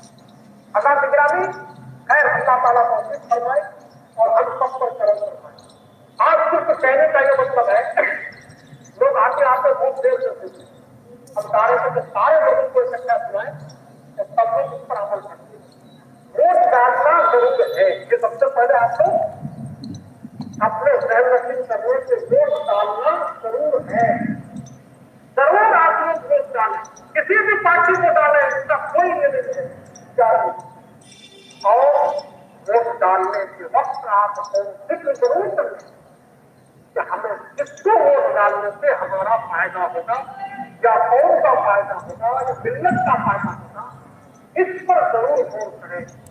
मिल्लत का फायदा होगा, वोट डालना है, किसको डालना है? जिससे मिल्लत का फायदा हो, जिससे मुसलमानों का फायदा हो, जिससे जमीयत का फायदा हो। ये चल रहा है साहब। मस्जिद के लाउडस्पीकर जो कि अलाउड नहीं है चुनाव प्रचार के लिए, वहाँ से प्रचार हो रहा है कि मुसलमानों को एक साथ वोट डालना है, सबको डालना है, मिल्लत को फ़ायदा है। वो जो वीडियो आप देख रहे थे ना अभी तक, वो सिर्फ ऊपरी हैं। अंदर कुछ और ही चल रहा है भाई। इटावा से ये वीडियो आज आ गया हमारे पास में। मिश्रा जी कहते हैं Guruji, new to me and my family, we are receiving unknown calls as we are following your channel and they are tracking us. हाँ मिश्रा जी, ऐसा होता है। जैसे मेरे चैनल पे जो लोग ज़्यादा एक्टिव होते हैं तो उनके साथ अक्सर ऐसा होता है। खालिस्तानी आतंकवादी ने तो बहुत परेशान किया था कनाडा वाले लोगों को, तमाम सारे लोगों के पास इनके फ़ोन कॉल्स पहुँचे थे, तमाम सारे लोगों ने मुझे बताया। तो ये स्वाभाविक है, इस चैनल से बहुत सारे लोगों को टेंशन है, चाहे वो BBC हो चाहे आतंकवादी हो। और BBC और आतंकवादी तो एक ही साथ एक ही थाली में बैठते हैं ना, एक ही थाली में खाना खाते हैं। ये कौन है अभिजीत जी? ये मस्जिद से चल रहा है साहब पूरा प्रोग्राम, पूरा प्रकल्प। खैर, हे भगवान मत बोलिए, क्योंकि वो आपके भरोसे बैठे हुए हैं। मरम्मत के लिए भेजे गए बुलडोज़र 10 मार्च के बाद फिर से काम शुरू करेंगे, CM योगी जी ने कह दिया भैया। बोले अभी मरम्मत के लिए भेजें, 10 मार्च के बाद काम दोबारा शुरू हो गया। मरम्मत के लिए भेजे गए बुलडोज़र 10 मार्च के बाद फिर से काम शुरू करेंगे। तो भाई थोड़ा समझ जाएं वो लोग जो सोच रहे हैं कि कुछ भी होगा। कहते हैं बुलडोज़र को मरम्मत के लिए भेजा है, 10 मार्च के बाद फिर से चलेगा, ध्यान रखना। ये मत सोच लेना बंद हो गया, ठीक है ना। तो बेचारे इसलिए वो परेशान है, इसलिए तब से लगे हुए हैं कि मिल्लत फलाना ढिकाना बचो। तो देख लीजिएगा, वो आपके भरोसे में बैठे हैं और आप तो घर पे सो रहे हो आराम से। वोट देने ज़रूर जाना, नहीं तो खेल हो जाएगा। फिर मत कहना बताया नहीं था। चलिए राजस्थान की भी खबर ले लें। राजस्थान जनजाति किशोरी से हुआ सामूहिक दुष्कर्म, पुलिस ने रिपोर्ट लिखने में आनाकानी की, पीड़िता को ही दिन भर थाने में बिठाया। बताइए राजस्थान की हालत है। राजस्थान सुधरने का नाम ही नहीं ले रहा भैया, सुधरने का ही नाम नहीं है। कमाल है, बड़ी कमाल की बात है।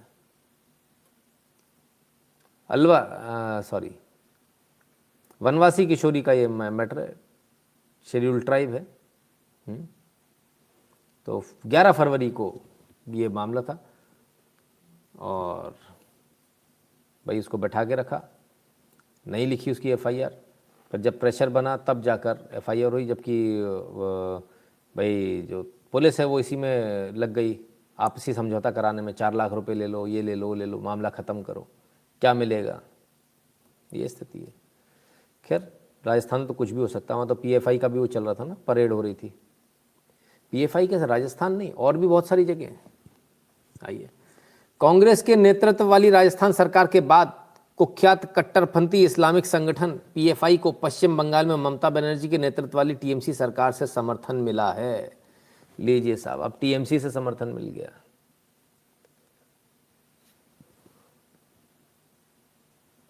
उड़ी बाबा होमाड़िया उधर पे तुम लोग किधर पे रैली निकालता है, बंगाल में रैली निकालो, इधर पे कोई कुछ नहीं बोलेगा तुमको।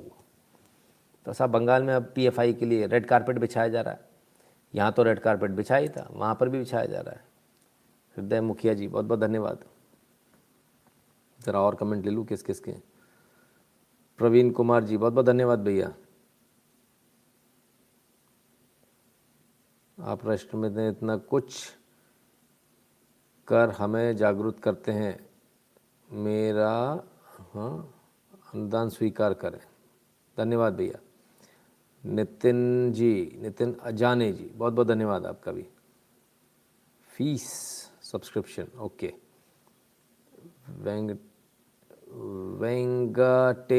वेंकटेशन जी बहुत बहुत धन्यवाद वेंकटेशन जी आपका। कार्तिक जी धन्यवाद। जयदीप डे जी बहुत बहुत धन्यवाद आपका भी। और सैंडी शेफ संदेश मिस्त्री जी ओके मुंबई से बहुत बहुत धन्यवाद आपका भी। सो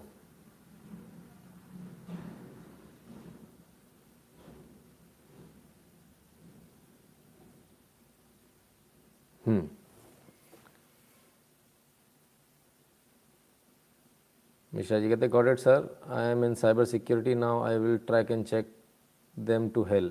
हाँ प्लीज़ ज़रा इसको चेक कीजिए, है ना, ज़रा चेक कीजिए ये लोग कैसे पता करते हैं किसने लाइक किया और कौन कौन लोग यहाँ पर जो कंट्रीब्यूट करते हैं उनके ईमेल एड्रेस इनको कैसे मिल जाते हैं और कैसे ये लोग उनको संपर्क करते हैं, कैसे उनके फ़ोन नंबर मिल जाते हैं, ज़रा इसको चेक कीजिए थोड़ा सा, because this is a very serious issue. पिछले 1 साल से हम इसको लगातार देख रहे हैं ना, नॉन स्टॉप। आइए थोड़ा हिजाब की भी बात कर ले भैया। हिजाब को लेकर बड़ा बवाल कटा हुआ था।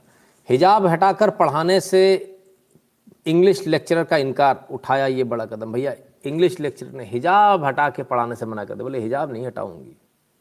पद से इस्तीफ़ा दे दिया, बहुत अच्छा किया भाई, तुरंत ही देना, और भी तमाम सारी जगह दे दो। देखिए इनके लिए खाने को रोटी नहीं है घर में, तो भी पद से इस्तीफ़ा दे दिया। धर्म के प्रति इतने कट्टर है। हिंदुओं में ऐसा संभव है क्या? क्या कोई धर्म के प्रति ऐसा कर सकता है क्या? भूल जाइए आप, दिमाग से निकाल देना आप। यहाँ धर्म को बेच देंगे। कोई बोल देगा भगवान को गाली दे दो तो नौकरी दे देंगे, तो वहीं इंटरव्यू में गाली दे देगा हिंदू पट्टे से। दीदी ने मुर्शिदाबाद में पीएफआई को खुला शेल्टर की ऑफ़र की है। अच्छा जी, बहुत बढ़िया। तो बड़ी जल्दी लंका लगने वाली है, पता है उन्हें उनकी सरकार जाने वाली है, इसलिए सब कुछ करेंगे। कर्नाटक के अल्पसंख्यक संस्थानों में भी हिजाब पहनकर आने पर रोक, यानी अल्पसंख्यक संस्थान है तो भी हिजाब पहनकर नहीं आ सकते। राज्य अल्पसंख्यक कल्याण विभाग ने जारी किया सर्कुलर। तो राज्य अल्पसंख्यक विभाग ने सर्कुलर जारी कर दिया कि भैया अगर अल्पसंख्यक इंस्टीट्यूशन है तो भी आप हिजाब पहनकर नहीं आ सकते। वहाँ भी मना कर दिया, बाकी जगह तो है ही, उधर भी मना कर दिया। चलिए, हिजाब का तो मैटर ही ख़त्म नहीं हो रहा। हिजाब क्यों हिजाब ख़त्म हो जाना चाहिए भाई? उसका कारण है, उसको समझिए ज़रा। आइए, हिजाब में बहुत हबीबी हो जाता है। सब हिजाबें खड़ी हैं, ये देखिए, ये हिजाबें खड़ी हैं। हाँ, ओहो, ये पीछे हिजाबें हैं, पीछे देखिए हिजाबें खड़ी हैं, पकड़ी गई हिजाबें, हिजाब पहन कर आई थी, पकड़ लिया उन्होंने। बोले हबीबी कहाँ जा रही हो, ऐसे कैसे जा रही हो, डार्लिंग ऐसे कैसे जाओगी? देखो कितनी सुंदर सुंदर है ना। खुला तो दाढ़ी मूछे निकल आई, नीचे ससुरियों की। बड़ी कमीनी निकली यार तुम तो बेचारे। बताओ कितने अरमान से लोग तुम्हारे पीछे पड़े थे, मालूम चला तुम तो ये निकल आई। अरे रे रे रे, कमाल है। हाँ, हातिम ताई से याद आया, दूरदर्शन का दिमाग खराब हो गया। हातिम ताई को दोबारा शुरू करने वाला उस सीरियल को। भैया थोड़ा सा इसका विरोध कर लेना ना। डीडी पे कौन बैठा हुआ है जो हातिम ताई जैसे सीरियल को दोबारा ला रहा है भाई? चलिए, एक तरफ ये है तो दूसरी तरफ वो लोग भी हैं जो इन सबसे परेशान हो चुके हैं, ईसाइयों से, मुस्लिमों से, इन झगड़ों से परेशान हो चुके हैं। तो वो सब सनातन धर्म को अपना रहे हैं। और ये आपके सामने शादी की तस्वीरें हैं, है ना? है सुंदर कि नहीं बताइए? और हम यहीं लगे हुए हैं, हिंदुस्तान में ही कुछ नहीं कर पा रहे। देखिए बाहर लोग इंतज़ार कर रहे हैं आपका। जो लोग हिंदुस्तान के बाहर हैं, मेरा उनसे हाथ जोड़कर निवेदन है, भाई अपने आस पड़ोस में ज़रा देखिए, लोगों को सत्य के मार्ग पर लाइए। ये बहुत बड़ा पुण्य काम है ना? आपके हज़ारों तीर्थ यात्रा से ज़्यादा बेहतर है इस काम को आप ज़रा सीरियसली लीजिए और इसको कीजिए। लोगों को सत्य के मार्ग पर लाइए। लोग आ रहे हैं, खुद से आ रहे हैं, चल चल कर आ रहे हैं।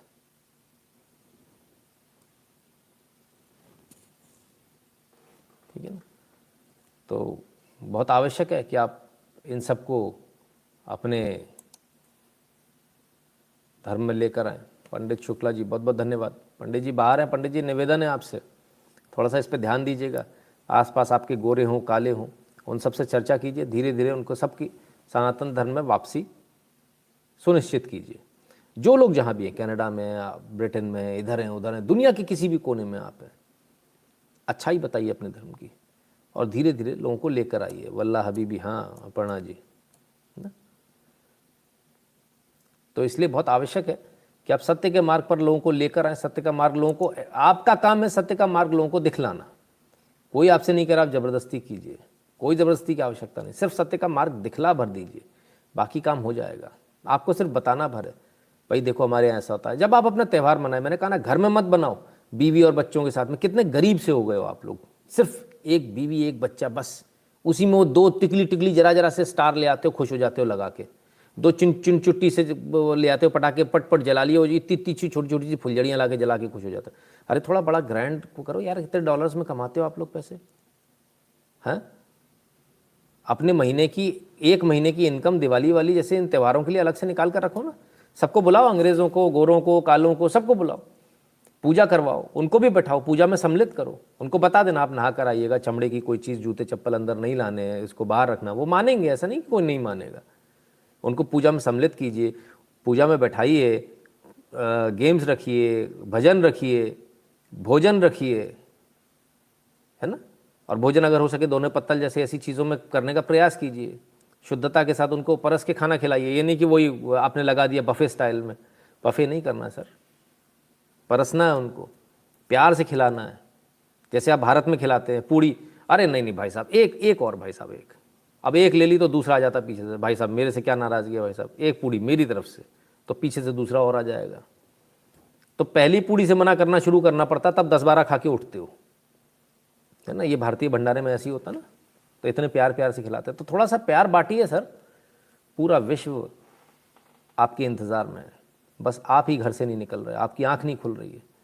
तो इसलिए कहता हूँ कि हे भारत के राम जगो, मैं तुम्हें जगाने आया हूँ। और सिर्फ अपने अंदर के राम को मत जगाइए, दूसरे के अंदर के राम को भी जगाना है। अभी तो हम अपने अंदर के राम को नहीं जगा पा रहे, कैसे काम बनेगा? तो थोड़ा सा इस पर विचार कीजिएगा आप सभी लोग। मेरा हाथ जोड़कर निवेदन है, स्पेशली उन लोगों से जो भारत के बाहर हैं।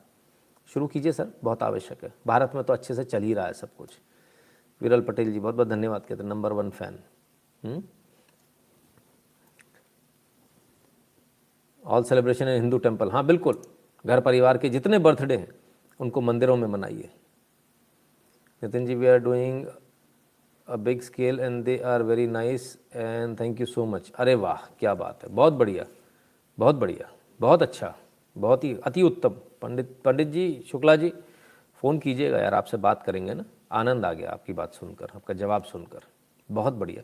भाई इनसे सबक लें, बाकी लोग भी सब कर रहे हैं, अपन भी शुरू करें, अपन पीछे रह जाएंगे वरना। देखिए जैसे ही कोई अच्छा काम करता, मैं क्या कहता हूँ, मुझे फ़ोन करना। आपका नंबर कब आएगा, आपसे कब कहूँगा कि आप फ़ोन करना। तो कुछ अच्छा काम कीजिए तो मैं ये कहूँ कि भाई फ़ोन करना।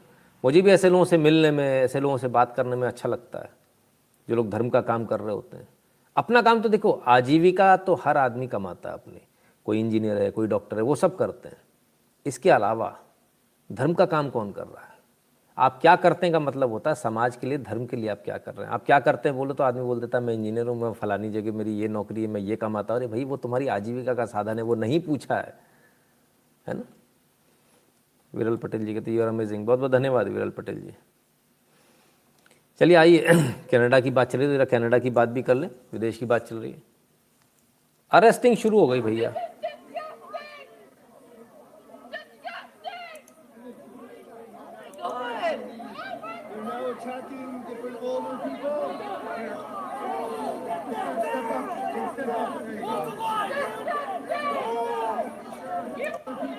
देखिए ये आदमी बोलता है रुको रुको रुको, मैं खुद से अरेस्ट दे रहा हूं, ये पटक दिया नीचे।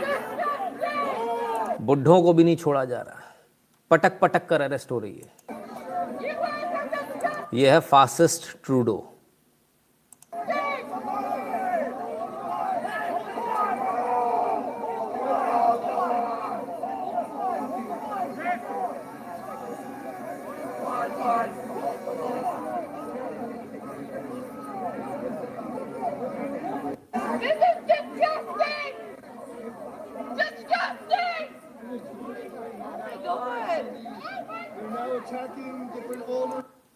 तो साहब ये अत्याचार, ये दमनकारी सरकार, इमरजेंसी लगा दी गई है और दमनकारी सरकार अपने ही नागरिकों पर ऐसा दमन करती हुई पहली बार हम सरकार देख रहे हैं। कहीं कनाडा के अंदर आज तक ऐसा नहीं हुआ जो अब हमको देखने को मिल रहा है। कमाल है। और ये कम्युनिस्ट सरकार, फासिस्ट सरकार, ये कम्युनिस्ट ट्रूडो, टेररिस्ट सरकार कहें तो इसे गलत नहीं होगा, क्योंकि टेररिस्ट लोगों के साथ सहयोग से बनी हुई सरकार, जगमीत के साथ, जगमीत जैसे आतंकवादी के साथ बनी हुई सरकार। खैर अभी आने वाले समय में और बुरा होने वाला है कनाडा में, ये तो अभी शुरुआत हुई है।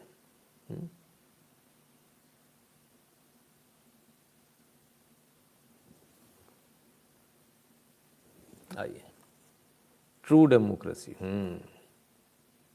વાહ બાજી વાહ હો ઇતિહાસ આ બાજુ ઇતિહાસ અહીંયા રસ્તો છે આ બાજુ એવો માર્ગે છોડા બગે गुजरात से तस्वीर आ रही है, ये बब्बर शेर सामने से चला आ रहा है और हमारे गधे उसके सामने घूम रहे हैं। बब्बर शेर के सामने गधे देख रहे हैं आप, कूद कूद के जो घूम रहे हैं। अभी इसका मूड चेंज हो जाए तो अभी ये तुरंत 72 हूर के पास पहुंच जाएंगे। આ બાજુ એવો માર્ગે ये देखिए ये, और इसको 2 जंप नहीं लगानी, सिर्फ 2 जंप में यहाँ पहुंच जाएगा, एक और दूसरी में। ये सांस भी अपनी तब तक मतलब इनकी धड़कन भी नहीं धड़क पाएगी, वो सामने खड़ा होगा। इतनी स्पीड होती है इसकी, इतना बड़ा विशालकाय जीव होता है ये। और कूद कूद के गधे उसके सामने घूम रहे हैं। फोटो इनको बनानी है।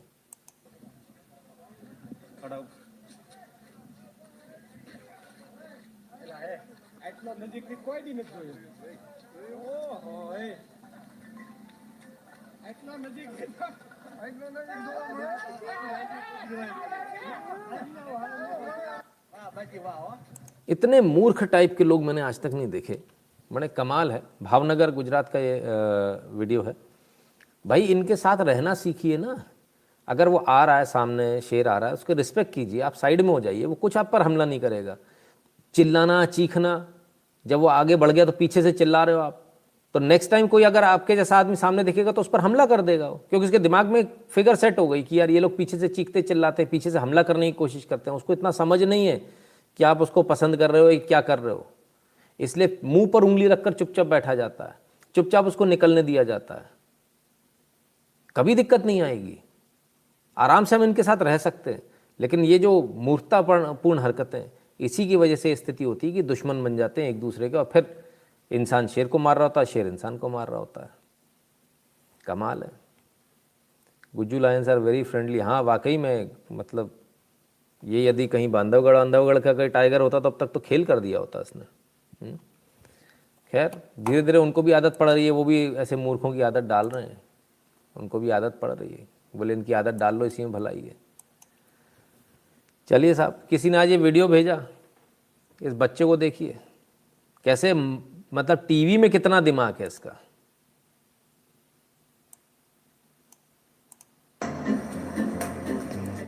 टीवी में इतना दिमाग है कि भाई बिल्ली को उठा के एक तरफ पटक दिया, ये लो ये पटक दिया, आई शाबाश।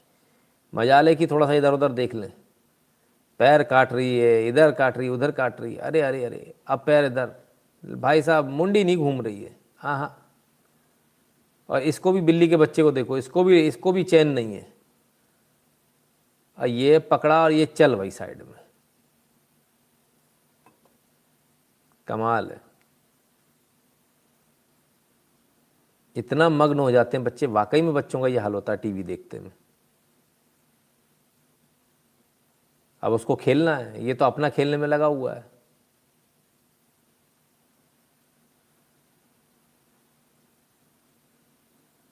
बिल्ली का बच्चा अलग परेशान। ये लो ये लो ये लो, इसको तो खेलना है भाई। अरे अरे अरे अरे, काट लिया, अरे काट लिया। ये ले साइड में।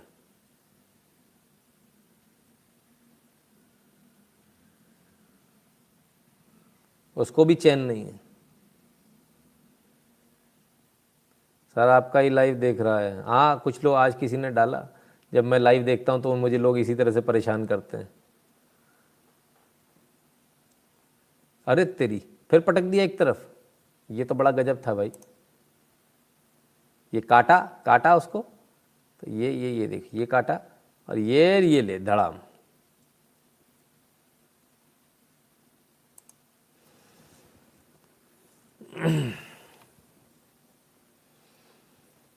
अभिजीत जी कहते हैं, after talking Vedic lessons from me, one of my German female student and one from Russian male, both have adopted Sanatan Dharma on Makar Sankranti 2022। क्या बात है अभिजीत जी, अरे आपने तो झंडे गाड़ दिए, वेरी गुड, आनंद आ गया आपकी बात सुन के। देखिए बातचीत करी इन्होंने, बातचीत करने पर यह हुआ कि एक जर्मन स्टूडेंट और एक रशियन स्टूडेंट, दोनों ने सनातन धर्म अपना लिया, सत्य के रास्ते पर आ गए। Please buy Vikram Sampath please support him. Nitish Kalia ji कहते हैं भाई साहब आप उनका एडवर्टीजमेंट करते हो, कुछ ठेका वेका लिया, कमीशन वमीशन है आपका क्या, ऐसा कुछ है क्या? It was saying me watching NSO 365। हाँ मोहन जी बिल्कुल ऐसे ही। बहुत बढ़िया सर जी, आपने ट्विटर पर भी पोस्ट किया था आज। हाँ किसी ने पोस्ट किया था, मैंने उसको रीट्वीट किया था। पुष्कर सरिन जी कहते हैं मैं polish relative as month before when is Diwali. Very good, बहुत बढ़िया। तो सर ऐसे लोगों को जोड़िए अपने साथ पुष्कर जी। ये बहुत, आप सोचिए भगवान ने आपको सीधा सीधा आशीर्वाद दिया हुआ है कि आप ये काम कर सकते हैं, तो आपको इस काम को करना चाहिए। लोग आपके पास आ रहे हैं चलकर पूछने, उनको बताइए, उनको अपने साथ जोड़िए और उनको इसी प्रकार से अपने साथ आगे जोड़कर लेकर चलिए। 8770720196 इस नंबर पर गूगल पे, पेटीएम, फ़ोनपे के माध्यम से सपोर्ट करना, कंट्रीब्यूट करना ना भूलें। भीम UPI एड्रेस है nshukla@UPI।